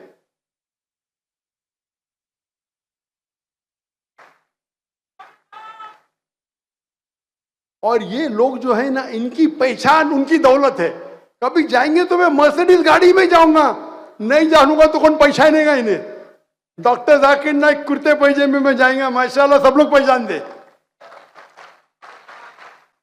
ये सूट जो मैं पहनता हूं, मैं इसे पसंद नहीं करता हूं, लेकिन क्योंकि मैं गैर मुस्लिम में दावत देना चाहता हूं, सूट पहनना तो हराम नहीं है। और जो लोग जानते कभी मेरे होटल पे आएंगे तो देखिए मैं कुर्ते पैजामे में, तो लोग शौक हो जाते हैं। कई पाकिस्तानी उन्मा जब आते देखते हैं मेरे घर को, इतना छोटा घर, अरे कुर्ते पैजामा। मैंने क्यों हराम है कुर्ता पैजामा? नहीं डॉक्टर साहब, हम समझते हैं आप सूट पैंट में ही है। सूट पैंट सिर्फ जब मैं तकरीर करने जाता हूं तो क्या लोग जब देखेंगे तो गैर मुस्लिम देख, कौन ये जोकर है, सूट पहन और टोपी पहन क्या है? जो को जोकर लगना भी उसमें फायदे हैं। ये कौन है उसके ढकने के ऊपर, पैंट पहनना है लेकिन ढकने के ऊपर जोकर दिखता है। अरे वेदा कोट कर रहा है, बाइबल कोट करता है। टीवी ऑन करेंगे तो ये मेरा एक टेक्निक है टू एंटर द हार्ट, ये जायज है। कुछ लोगों को गलत फहमी है कि टाई पहनना आराम है, किधर भी लिखा नहीं, लेकिन वो अलग बात है, कहाँ लिखा नहीं, वो गलत फहमी है। अगर टाई पहनना आराम है तो टाई नहीं पहनना चाहिए, कहाँ हदीस में नहीं लिखेला है। और ये सलीब की निशानी है ही नहीं, ये गलत फहमी है, अलग बात है, नहीं तो मैं पहनूंगा ही नहीं। तो ये मटीरियल सेंचुरी है ना, बहुत से लोग, मैं तो मर्सिडीज के अलावा जा ही नहीं सकता हूं बाहर, क्योंकि अगर वो कोई 5 स्टार होटल में जाएंगे चलते हुए तो कौन उनका एंटर भी करने देगा नहीं। उनकी पहचान उनकी गाड़ी है, वो गाड़ी को एंटर करने दे रहे, आदमी को नहीं। मेरी पहचान है मेरा दीन इस्लाम, मेरी पहचान है मैं दाई हूं।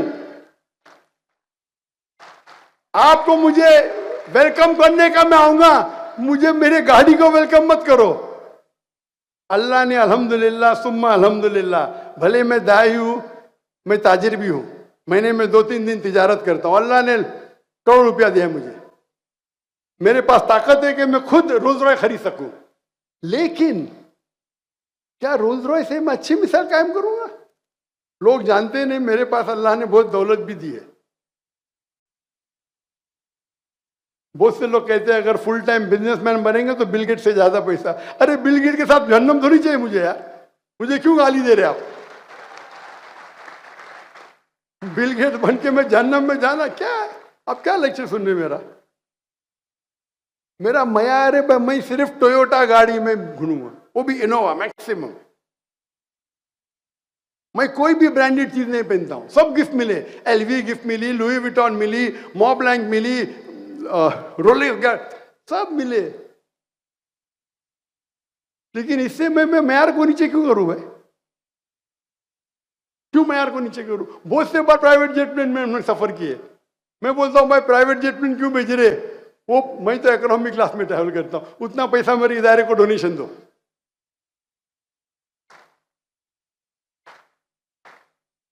मैं चाहता हूं तो मेरा उसूल है, मैं कभी भी जिंदगी में पैसे देके बिजनेस क्लास ट्रैवल किया नहीं, सिर्फ एक बार, वो मजबूरी थी, मेरे खिलाफ वारंट आ गया था, और टिकट फुल थी तो बिजनेस क्लास में एक ही बार पैसे के, वरना तो बहुत बार ट्रैवल किया जब हुकूमत बुलाती हो सब। मेरे पास पैसे की कमी नहीं अल्हम्दुलिल्लाह, लेकिन मैं सोचता हूं कि मैं अगर बिजनेस क्लास में ट्रैवल करूं, उसके बदले में अगर इकोनॉमी ट्रैवल करूं, बिजनेस क्लास टिकट तकरीबन 5 गुना ज्यादा महंगी होती है। कम से कम 5 दाई को मैं दावती मैदान के लिए फ्री टिकट दे सकता हूं, ये मेरी सोच है।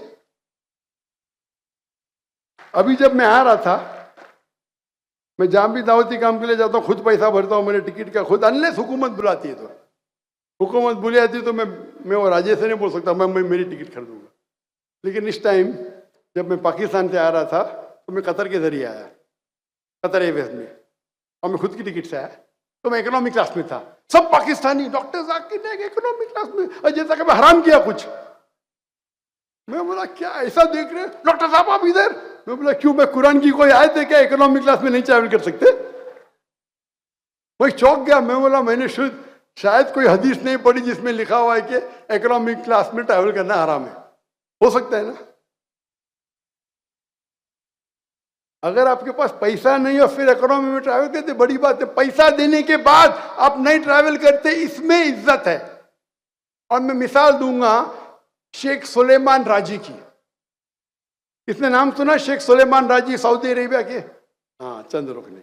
शेख सुलेमान राजी माशाअल्लाह एक बिलियनर है, बिलियनर, और माशाअल्लाह डोनेशन में भी बहुत माशाअल्लाह आगे है, और मेरे काफी करीब है। जब मैं लास्ट टाइम चंद साल पहले उनको मिलने गया था रियाद में, सॉरी मक्का में मुलाकात हुई थी, रियाद में रहते वो, तो वो कह रहे थे मुझसे कि मैं हमेशा इकोनॉमी क्लास में ट्रैवल करता हूं। उसकी दौलत कितनी होगी? 40-50 बिलियन, उससे ज्यादा होंगी। $100 बिलियन तो होंगी उसकी। वो इकोनॉमी में ट्रैवल करता है। तो एक बार उन्होंने कहने लगे मुझसे, शेख सुलेमान राजी, जब मैं टिकट काउंटर पे गया तो वो टिकट काउंटर वाले ने कहा शेख आप इकोनॉमी में ट्रैवल कर रहे हैं, आपका बेटा फर्स्ट क्लास में? तो शेख सुलेमान ने जवाब दिया मेरे बेटे का वालिद अमीर है, मेरा वालिद गरीब है। हमें इनसे इबरत हासिल होती है। इतना बड़ा आदमी, पैसे की कमी है। उसने जब वक्फ कायम की, उसके बहुत से वक्फ है, आखिरी वक्फ जो कायम की 120 बिलियन रियाल, $30 बिलियन की वक्फ कायम की, आखिरी वक्फ। उसमें वक्फ में लिखा है कि कोई भी ट्रस्टी अगर मेरे वक्फ के पैसे से ट्रैवल करता है तो इकोनॉमी में ही करेगा। और उसके ट्रस्ट की वक्फी सब जो उसके ट्रस्ट के जो उसके वक्फ के ट्रस्टीज है, कई बिलियनर है, मैं उनको जानता हूं। वो कहते हैं शेख का बस चले तो हमें चला के लेके जाएंगे।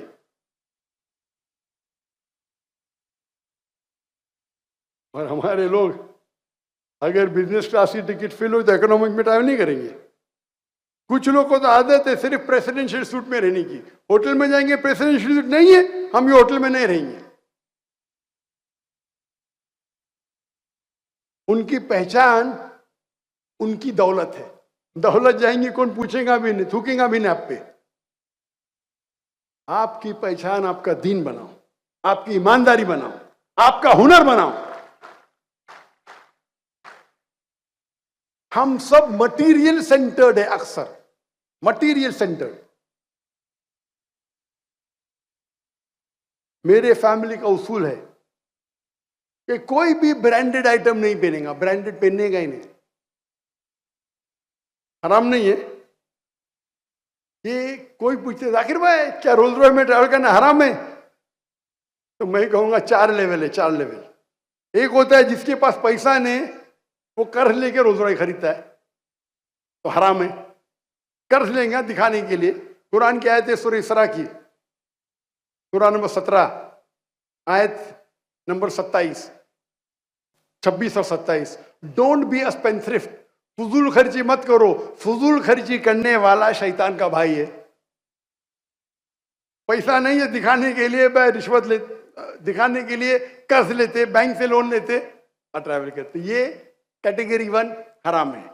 कैटेगरी 2 पैसा है, कर्ज लेने की जरूरत नहीं, लेकिन इतना पैसा नहीं कि रोल्स रॉयस खरीदे। वो दिखाने के लिए खरीदता है। उसकी नीयत क्या है? कैटेगरी 2, दिखाने के लिए। थर्ड कैटेगरी, एक आदमी के पास पैसा है और खरीदता है रोल्स रॉयस, लेकिन दिखाने के लिए। तो ये भी हराम बोलो या मकरूर बोलो, इख्तिलाफ है, लेकिन दिखाने के लिए कर रहा है। पैसा कम है और दिखाने के लिए क्या, तो हराम है। पैसा है बहुत है, दिखाने के लिए कर रहा है, तो मकरू में तो आएगा, हराम में तो नहीं। कैटेगरी 4, पैसा है फिर भी रोल्स रॉयस नहीं खरीदता है। टॉप कैटेगरी, अच्छे मोमिन की कैटेगरी। क्या करेंगे रोल्स रॉयस के? अल्लाह ने सब गाड़ी में बिठाया, सब गाड़ी में। ये खाली एक चटक रहती है। अगर आपका ईमान स्ट्रांग है ना, ये आपको कोई भटका नहीं सकती, कभी भटका नहीं सकती। और आज की तारीख में तो पेशा बन गया। दाई लोग बोलते भाई मुझे बिजनेस क्लास है तो ही मैं आऊंगा, मुझे 5 स्टार होटल देंगे तो आऊंगा, नहीं तो नहीं आऊंगा। ये डिमांड करना बिल्कुल हराम है। डिमांड करना क्या 5 स्टार में देंगे तो ही मैं रहूंगा, मुझे बिजनेस क्लास देंगे तो ही मैं आऊंगा, इतने पैसे देंगे 1 लेक्चर के लिए फिर ही आऊंगा। पैसा मांगना अगर लेवल के हिसाब से तो हराम में नहीं आएगा, पैसा ले सकते, लेकिन इतना मत मांगो। लेकिन अफजल है नहीं मांगना। आप सोचिए, अल्लाह के रसूल और साहबा अगर पैसा लेते थे तो क्या दीन हम तक पहुंचता था? लेना हराम नहीं, अल्लाह की हदीस से ले सकते आप, कुरान पढ़ाने के लिए ले सकते, पैसा रुकिया करने के लिए ले सकते, जायज है। लेकिन जो लोग को अल्लाह ने पैसा नहीं दिया वो लेते, मुझे कोई हर्ज नहीं। अल्लाह ने आपको पैसा दिया, आपको और पैसा बनाने के। मेरा तो उसूल है, कोई भी टिकट चार्ज करेगा तो मैं पाऊंगा ही नहीं। एक पाकिस्तानी कभी टेक्स्ट कर रहा था, जाकिर भाई आपके लेक्चर के लिए पाकिस्तान में 5,000 रुपया रखा। मेरा कौन रखा भाई? अरे आप जानते ही नहीं जाकिर भाई को। दुनिया में कि पहले बार वो 1993 में था, जब कनाडा गया तो लोग चार्ज करते थे। 2002 के बाद तो मैंने बोला कोई भी मेरी टिकट चार्ज करेगा तो मैं आऊंगा ही नहीं। तो 2009 मेरा कॉन्फ्रेंस आखिरी था, उसके बाद कोई भी मेरे तकरीर के लिए पैसे चार्ज करेगा मैं नहीं आऊंगा। तो बहुत से लोग ने जाकिर को बुलाने के लिए कॉन्फ्रेंस ही रखते थे।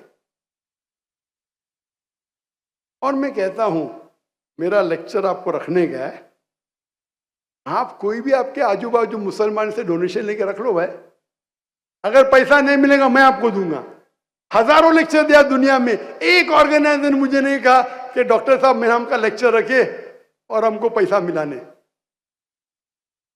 मैं जब कोरिया गया था, मैंने कहा मैं कोरिया में मुसलमान का, मैं डरो मत, मैंने बोला मेरे क्रू के लिए एक सिंपल होटल लेना तो भी अखराजात में भर लूंगा। 5 स्टार होटल, मैंने क्या हो गया भाई 5 स्टार होटल क्यों फजूल खर्ची कर रहे? डॉक्टर साहब हमें मजबूरियन, एक शख्स आया बोले डॉक्टर जाकिर नाइक पूरे क्रू को 5 स्टार में मैं दूंगा पैसा। भाई दीन को पेशा मत बनाओ पैसा कमाने के लिए, सवाब कमाने के लिए बनाओ। अल्लाह डायरेक्ट आपके झोली में डालेगा। मैं इंडिया में अभी भी हर ताज्जुद में दुआ करता हूं कि या अल्लाह मेरा माल और मेरी जान तेरे लिए कुर्बान, मेरा माल भी तुम्हारे लिए कुर्बान हो और मेरी जिंदगी भी मैं शहीद हो। हर रोज हर रात जब मैं हिजरत किया इंडिया से मलेशिया, अल्लाह ने मेरी आधी दुआ सुनी। मेरा सारा माल जो था, दौलत थी, गवर्नमेंट ने ले ली मतलब उसके ऊपर स्टे अभी है। आधी दुआ, बाकी आधी दुआ अभी तक मैं ठहर रहा हूं, अल्लाह कब कबूल करेंगे। तो कुछ लोग मुझे कह रहे थे जाकिर भाई तुम्हारी जान का खतरा है। मैं तो कफन मान के निकला हूं भाई, मैं नाम नहीं लूंगा। मुझे धमकी दे रहे थे भाई आपके लिए डेथ थ्रेट है। मैं बोला मेरे लिए थ्रेट है, मैं तो दुआ से अल्लाह से दुआ करता हूं। उसका मतलब नहीं, अपने को कैमल को टाई करना चाहिए। कैमल को टाई नहीं करेंगे मतलब अल्लाह के रसूल की बात करें। मैं कैमल को बांधा हूं भाई, लेकिन इतना जोर का मत बांधो कि कैमल मर जाए भाई। आप मेरे दावत ही रोकना चाहते क्या? हम तो कफन बांध के निकले। अगर एक दुआ इंडिया में करे, दूसरी दुआ पाकिस्तान में, मैं अल्लाह की ख्वाहिश को पूरी करूंगा। मैं दाई हूं।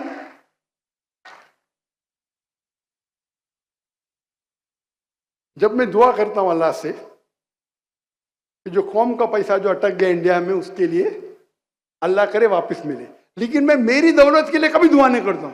लोग बोलते क्यों जाकिर भाई, हराम है क्या? अरे मैंने दुआ करके मेरी दौलत गई भी अल्लाह के राम में, वापस लाने को सवाब ही नहीं मिलेगा मुझे। मैंने अल्लाह से दुआ करी मेरी दौलत चले जाए, भी कैसा दुआ कर सकता वापस मिले? ये तो गलत होगा ना।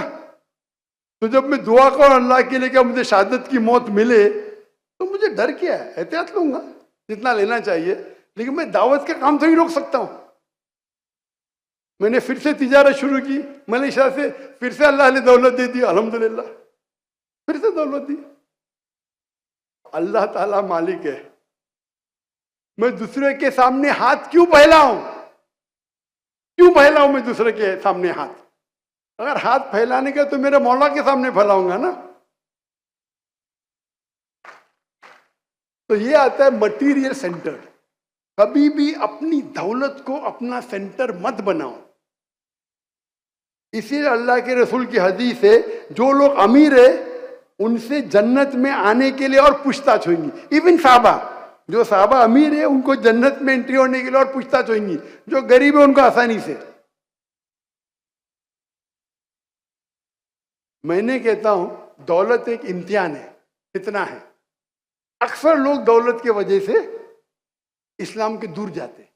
कुछ चंद लोग हैं जैसे शेख सुलेमान राजी, उनकी मिसाल है कि दौलत की वजह से अल्लाह के करीब आ रहे।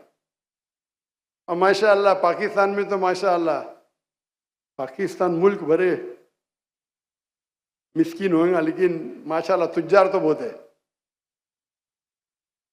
मैं हमेशा कहता हूं कि अगर अल्लाह ने आपको दौलत दी है तो इस्लाम में 2.5% फर्ज है, वो मिनिमम है। कहाँ कुरान में लिखा ज्यादा देंगे तो अल्लाह आपको गुनाह देंगे, ज्यादा देंगे तो और आपको सवाब देंगे। मैं हमेशा कहता हूं आप धंधा करते हैं ना, अल्लाह को अपना पार्टनर बनाओ, अल्लाह को अपना पार्टनर बनाओ। जब मेरे बेटे ने 2 साल पहले शुरू किया तिजारत, मैंने कहा अल्लाह को पार्टनर बनाओ, लेकिन अल्लाह को छोटा पार्टनर तो बना नहीं सकते, तो मिनिमम 51% प्रॉफिट अल्लाह के राह में देना, मिनिमम। उससे कम देंगे तो तुम अल्लाह से बड़े कब हो गए भाई। अल्लाह को अपने धंधे का पार्टनर बनाओ। मैं कितना देता हूं बोल नहीं सकता हूं, मैं वेटरन हूं, मैं तो पुराना आदमी हूं। मेरा बेटा नया नया धंधा शुरू किया, मिनिमम 51%। ये कोई फतवा नहीं भाई, ये तो बोलेंगे जाकिर भाई फतवा के 2.5% मिनिमम है ज़कात का। लेकिन अगर आप अल्लाह के करीब आना चाहते, आप अगर देखेंगे कि हज़रत उमर रज़ियल्लाहु अन्हु, उनने अपनी आधी दौलत दे दी। जब अल्लाह के रसूल ने पूछा आपने क्या छोड़ा घर पे? घर पे आधी दौलत, आधी यहाँ दी। हज़रत अबू बकर आए, उनने अपनी दे दी दौलत। आपने घर पे क्या छोड़े? मैंने घर पे अल्लाह और अल्लाह के रसूल को छोड़ा, 100% दे दी।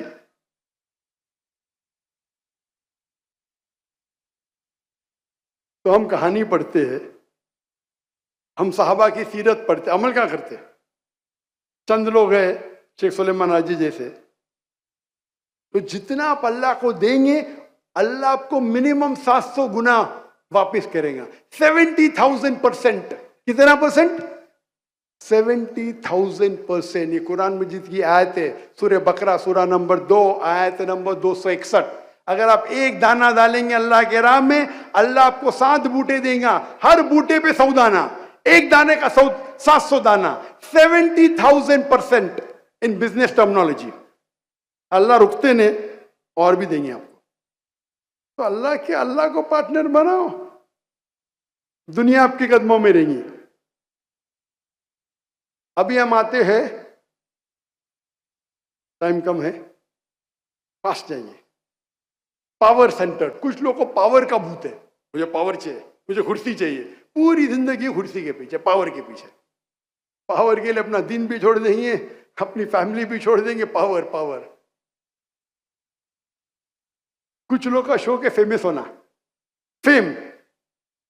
मैं शोहरत हो, मैं टेलीविजन पे आऊं, मैं स्टेज पे आऊं, अभी अल्लाह ताला मुझे टेलीविजन और स्टेज पे लेके आता है, क्या करूं? भाई कितने फॉलोअर्स है आपके फेसबुक पे, आपके यूट्यूब पे कितने फॉलोअर्स है? पूरी जिंदगी भर फेम फेम फेम। सबसे मशहूर इंसान कौन है दुनिया में? आखिरी नबी मोहम्मद सल्लल्लाहु अलैहि वसल्लम। वो फेम के पीछे भागा ने, अल्लाह ने फेम को उसके पीछे भगाया। मिसाल बाद में दूंगा। तो आप अल्लाह के राह में जाओ, ये सब आपके पीछे भागेंगे।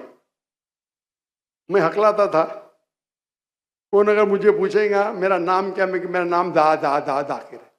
ख्वाब में सोच सकता था सबसे बेस्ट डॉक्टर बनूंगा, कभी सोचा ही नहीं कि 25 लोग के सामने तकरीर करूं। आज अल्लाह ने हजारों लाखों के सामने, मिलियन लोग के सामने तकरीर कराते लाइव। हाज़ा मिन फज़्ल रब्बी। माशाअल्लाह। मैं परसों की तकरीर में कह रहा था कि मुझे शैडो बैन किया गया, कुछ लोग मौजूद थे। शैडो बैन मतलब मेरे फॉलोइंग को कम कर देती है। ये पूरी जो सोशल मीडिया है ना, पूरी कंट्रोल्ड है यहूद से। तो पहले एक साल में मेरे फॉलोअर्स 4 मिलियन होते थे, अभी एक साल में 50,000 ही होते, 1 लाख होते। खुशी की बात बोलूं मैं, अभी जो इन्हें पढ़े ना doctor Zakir Naik, Facebook 23.9 million, ये 1 साल से चल रहा है।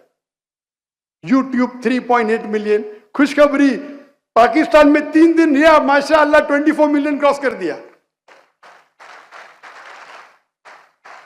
मेरा यूट्यूब 4 मिलियन के ऊपर।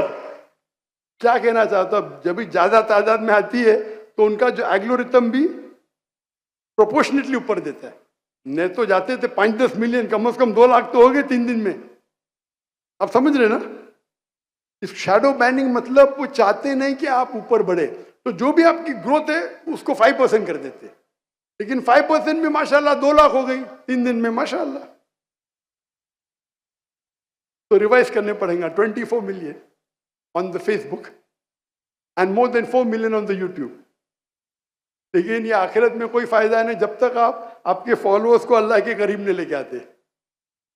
अगर आप डांस सिखाएंगे, फॉलोअर्स को दूर लेके जाएंगे, आपको जहन्नम की एंट्री मिलेंगी।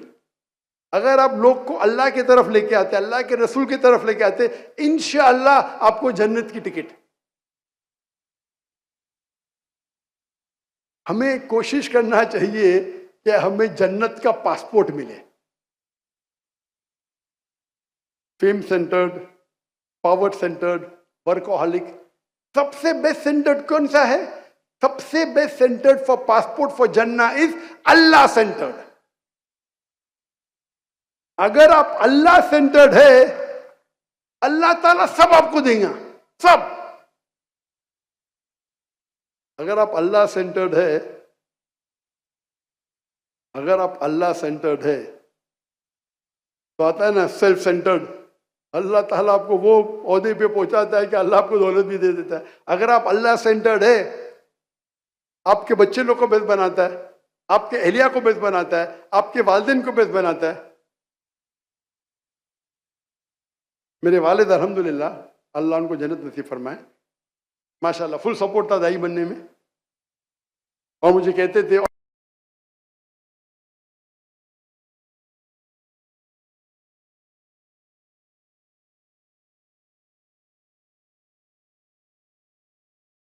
नहीं, वो मुझे कहते ये जो मेरा बेटा है ना, एक चीज के पीछे बस, मैं क्या 25 इदारे का है, प्रेसिडेंट, लीडर, चेयरमैन, 25-50 इदारे, मेरा बेटा एक ही इदारे का, एक के पीछे है बस, इस्लामिक रिसर्च फाउंडेशन। पहले पहले लोग बोलते थे डॉक्टर अब्दुल करीम नाइक का बेटा जा रहा है, अभी कहते डॉक्टर जाकिर नाइक के वालिद जा रहे हैं।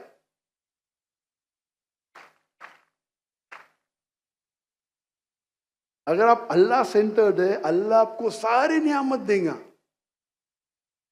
आपको लोग के पीछे भागने की जरूरत ही नहीं, लोग आपके पीछे भागेंगे।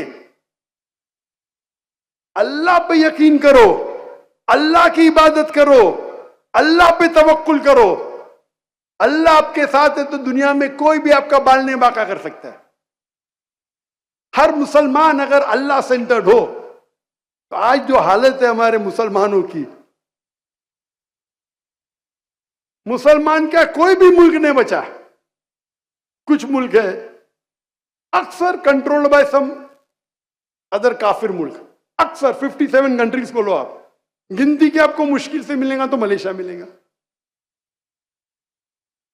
हमारा मुल्क कंट्रोल्ड बाय काफिर। क्यों हम इतने कमजोर है?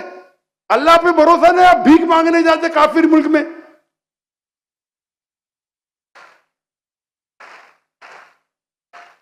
इसे कहते हैं ईमान की कमजोरी। अगर भीख मांगना है तो अल्लाह के सामने मांगो ना। ये हालत हमारे मुसलमान की है। गाजा में हम 57 कंट्री मुंह भी नहीं खोल सकते। 1 साल हो गया। परसों कमरी कैलेंडर के हिसाब से 1 साल, 6 दिन पहले कमरी कैलेंडर, अभी 16 कैलेंडर के हिसाब से परसों 1 साल होंगे। क्या किया? अगर हम अल्लाह पे यकीन करेंगे, हमें अभी मालूम पड़ रहा है कि पूरे दुनिया में एक ही मुल्क है जो फ्री है, वो है पैलेस्टाइन, गाजा। बाकी सब मुल्क ऑक्यूपाइड है, ऑक्यूपाइड। ये वक्त नहीं है गाजा के बारे में बात करने के लिए, वक्त काफी हो गया है। मैंने एक तकरीर की, 15 point action plan for the Muslim Umma for the Palestine cause. हम अल्लाह सेंटर्ड पे आते, सबसे बेहतरीन मिसाल अल्लाह सेंटर्ड की है हमारे आखिरी रसूल मोहम्मद सल्लल्लाहु अलैहि वसल्लम, सबसे बेस्ट मिसाल। अगर किसको आपको फॉलो करना चाहिए, कोई भी इंसान को, सबसे बेहतरीन इंसान मोहम्मद सल्लल्लाहु अलैहि वसल्लम, हमारे आखिरी रसूल, हमारा आखिरी नबी। वो सबसे बेस्ट मिसाल है अल्लाह सेंटर्ड की। उनके पैर के ऊपर दुनिया थी। लोग कहते थे हम तुमको सबसे अमीर इंसान बनाएंगे अरब वर्ल्ड के। अल्लाह के रसूल ने कहा आप मुझे सूरज एक हाथ में दो, चांद एक हाथ में दो, फिर भी मैं तौहीद का रिसाला नहीं छोड़ूंगा। अगर मैं सिर्फ एक तकरीर करूं, मुसलमान क्या कहते, अगर उसको बाजू रखे, गैर मुस्लिम क्या कहते हमारे रसूल के बारे में, आप अगर पढ़ेंगे, जॉर्ज बर्नार्ड शॉ कहते थे कि what a wonderful man, Muhammad सल्लल्लाहु अलैहि वसल्लम के बारे में कहते, what a wonderful man, more than being an anti Christ, he is the saviour of humanity. क्या महान इंसान थे मोहम्मद सल्लल्लाहु अलैहि वसल्लम। वो ईसा अलैहिस्सलाम के खिलाफ नहीं थे, दुनिया के सेवियर थे, दुनिया को बचाने के लिए आए थे। थॉमस कार्लाइल अपनी किताब में लिखते, heroes and hero worship, my hero prophet is prophet Muhammad सल्लल्लाहु अलैहि वसल्लम। एक गैर मुस्लिम यूरोपियन कहते हैं मेरे हीरो प्रॉफिट इज मोहम्मद सल्लल्लाहु अलैहि वसल्लम। ला मार्टिन किताब लिखते हैं, if greatness of purpose and smallness of means with astounding result, if these three are the criteria, no man can come closer to Prophet Muhammad, peace be upon him. If greatness of purpose and smallness of means with astounding result, अगर ये 3 criteria है, क्या आपका purpose महान है, आपके पास जो सहूलत है मिस्कीन है, और अगर आपके पास रिजल्ट सबसे अच्छा है, तो दुनिया में कोई भी इंसान नहीं जो मोहम्मद सल्लल्लाहु अलैहि वसल्लम के करीब भी आ सकता है। माइकल एच हार्ट किताब लिखते हैं, the 100 most influential man in the world. Christian है, नंबर 1 मोहम्मद सल्लल्लाहु अलैहि वसल्लम। वो कहते हैं बहुत से लोग चौंक जाएंगे मेरे रिसर्च पे, बहुत से लोग मेरे बात को नहीं मानेंगे, लेकिन अगर कोई भी एक शख्स है जो रिलीजियस था और सेक्युलर था, वो मोहम्मद सल्लल्लाहु अलैहि वसल्लम है।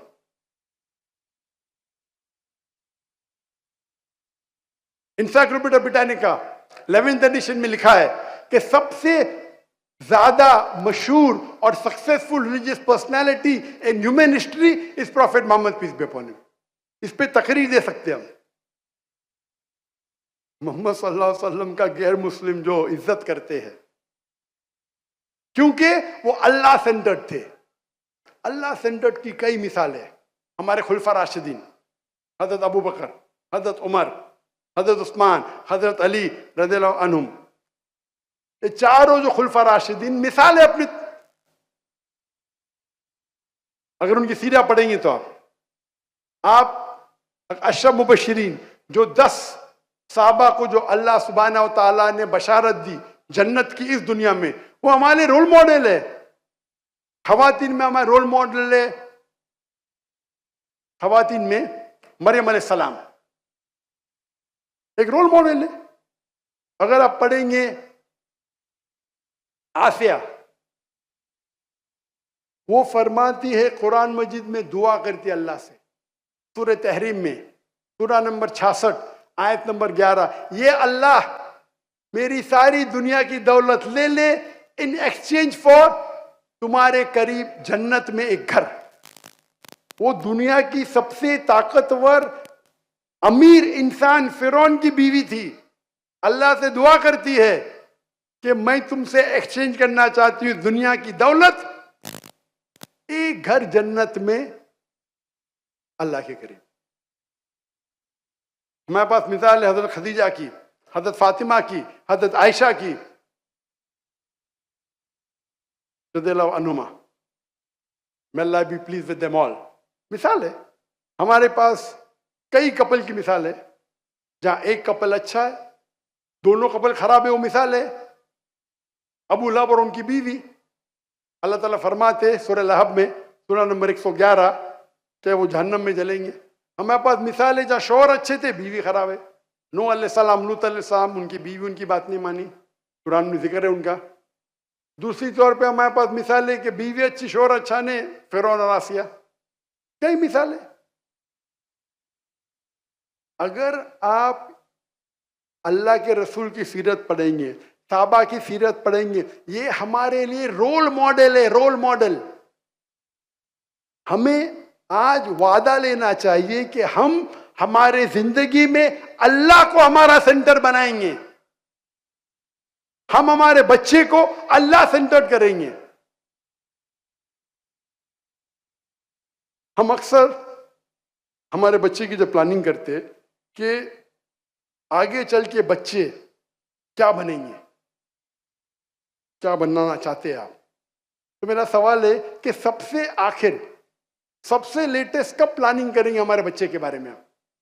आप अगर अपने बच्चे को प्लानिंग देना चाहते हैं, बड़ा बन के क्या बनेगा, डॉक्टर बनेगा, इंजीनियर बनेगा, जो भी बनेगा, तो आप कौन से वक्त के ऊपर सबसे आखिर, सबसे पहले ने सबसे आखिरी वक्त कभी है क्या प्लानिंग करेंगे अपने बच्चों के बारे में? कभी आपके बच्चे को आपको कुछ महान बनाने का, चाहे डॉक्टर बनाने का, इंजीनियर जो भी बनाने का, आप कब प्लानिंग करेंगे? कौन कहता है कि मैं प्लानिंग करूंगा यूनिवर्सिटी में एडमिशन देने के पहले? कौन कहता है कि मैं कॉलेज में डालने के पहले प्लानिंग करूंगा, कौन से कॉलेज में डालूंगा उस तरीके से मैं इंजीनियर डॉक्टर बनाऊंगा? कौन कहता है कि मैं स्कूल में डालने के पहले करूंगा? एक शख्स मुझे कहता मैं तो पैदा होने के साथ ही प्लानिंग करूंगा। इस्लामिक नुक्ते नज़र से अगर आप सोचेंगे, इस्लामिक नुक्ते नज़र से आप सोचेंगे तो इस्लामिक तरीका कब है? सबसे आखिर में, सबसे पहले जब आप अपनी बीवी को चुनते हैं, जब आपने आपके शोहर को चुनते हैं। क्योंकि आप जब अपनी बीवी को चुनते हैं या शोहर को चुनते हैं, उस वक्त आखिरी वक्त है जब आप प्लानिंग करेंगे आपके बच्चे को क्या बनाना है। अगर आप मॉडल बनाना चाहते तो मॉडल बीवी से शादी करेंगे, अगर दाई बनाना चाहता है तो दाई बीवी से शादी करेंगे। माशाअल्लाह 31 साल पहले जब मैंने चुना मेरी बीवी को, तो मेरी अहलिया को भी मैंने चुना कि दाइया होना चाहिए। मैं चाहता था मेरे बच्चे को दाई बनाए। अल्लाह के रसूल फरमाते सही हदीस में कि एक इंसान जब अपने लिए जोड़ा ढूंढता है, चाहे शोहर के लिए या बीवी को ढूंढता है, तो 4 चीज देखता है: दौलत, ब्यूटी, नोबिलिटी और वर्च्यू, दीन। सबसे बेहतरीन है दीन। आप ब्यूटी देख सकते, दौलत दिख सकते, नोबिलिटी कौन से खानदान से दिख सकते, लेकिन सबसे बेहतरीन है दीन। तो मेरी क्राइटेरिया सिर्फ दीन ही था। अरे खाली दीनदार नहीं मिलती उसके साथ ब्यूटी का ढूंढू ना, ऐसे ही दीनदार लड़की नहीं मिलती। 3 साल लग गए मुझे एक मिलने को। वो भी मेरी बहन ने बोली एक है भाई दाई है, मिल रही नहीं। पहले क्राइटेरिया में बोल्ड, कोई मिलता ही नहीं दाई। ये मैं 1990 की बात कर रहा है, ढूंढते ढूंढते 3 साल हो गए तो दूसरे शहर में पूना में मिली। जब दिन ही नहीं मिलते हो तो उस पर ब्यूटी सोने पे सुहागा कहा। अल्हम्दुलिल्लाह अल्लाह ताला ने अच्छी बीवी भी दी, सीरत की तो थी, सूरत से भी माशाल्लाह। क्योंकि मैंने एक दाइया से शादी की। आज जो आप स्टेज पे देख रहे फारिक को, लोग सोचते हैं डॉक्टर जाकिर नायक के लिए प्लानिंग की। मैंने, मेरा हिस्सा 20% है, सिर्फ 80% मेरी अहलिया का है।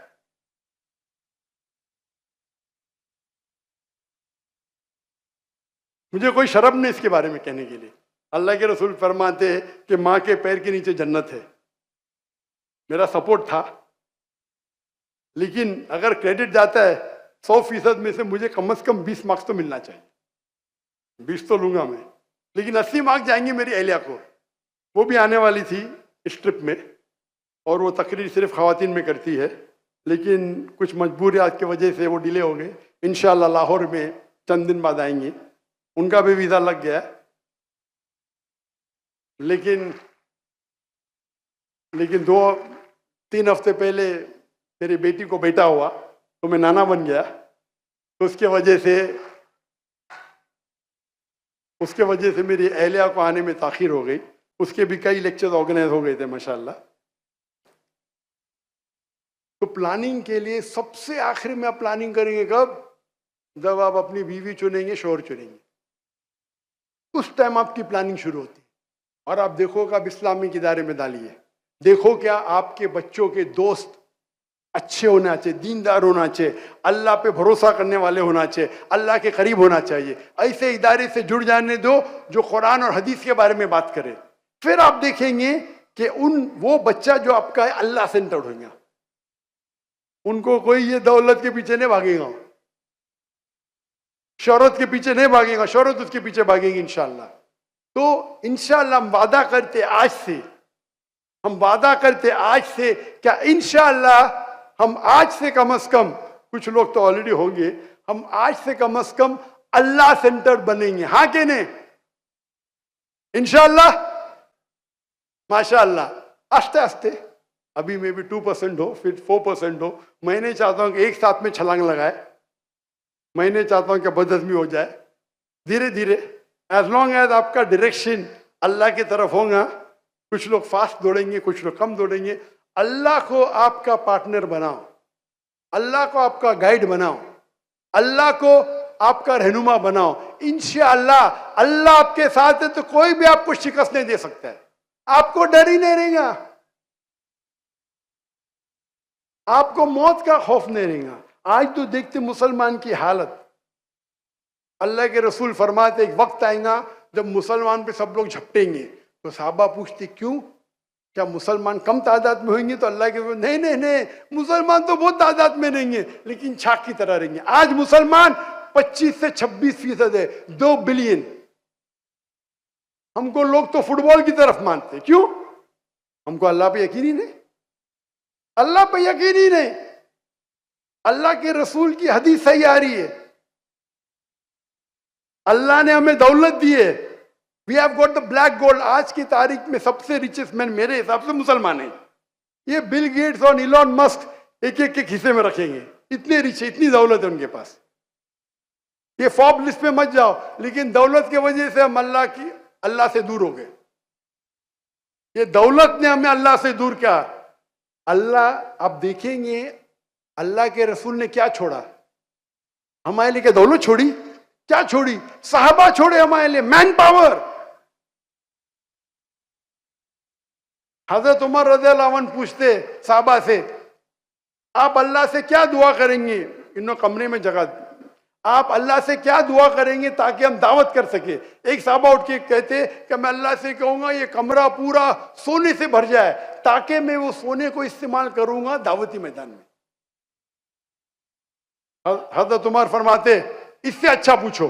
अच्छी बात है, वो नहीं कहते सोने में खिसे में डालूंगा, मैं सोने के इस्तेमाल करूंगा दावत का में, अच्छी बात है।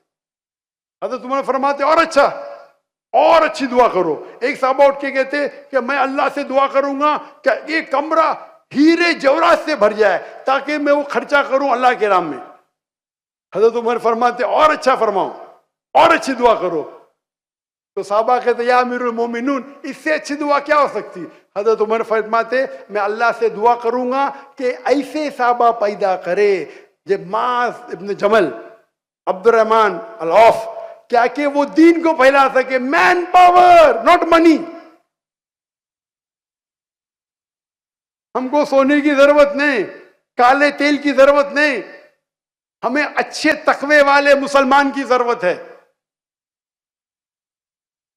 अल्लाह सुब्हानहू व तआला से दुआ करते कि अल्लाह ताला हमें हिदायत दे, हमें कमजोर ना बनाए, हमें अल्लाह की हक की बात करने के लिए हिदायत दे डंकी की चोट पे, और हम अल्लाह के पैगाम पे, कुरान मजीद और अल्लाह के रसूल की हदीस पे अमल करें। व आखिर दावाना अल्हम्दुलिल्लाहि रब्बिल आलमीन।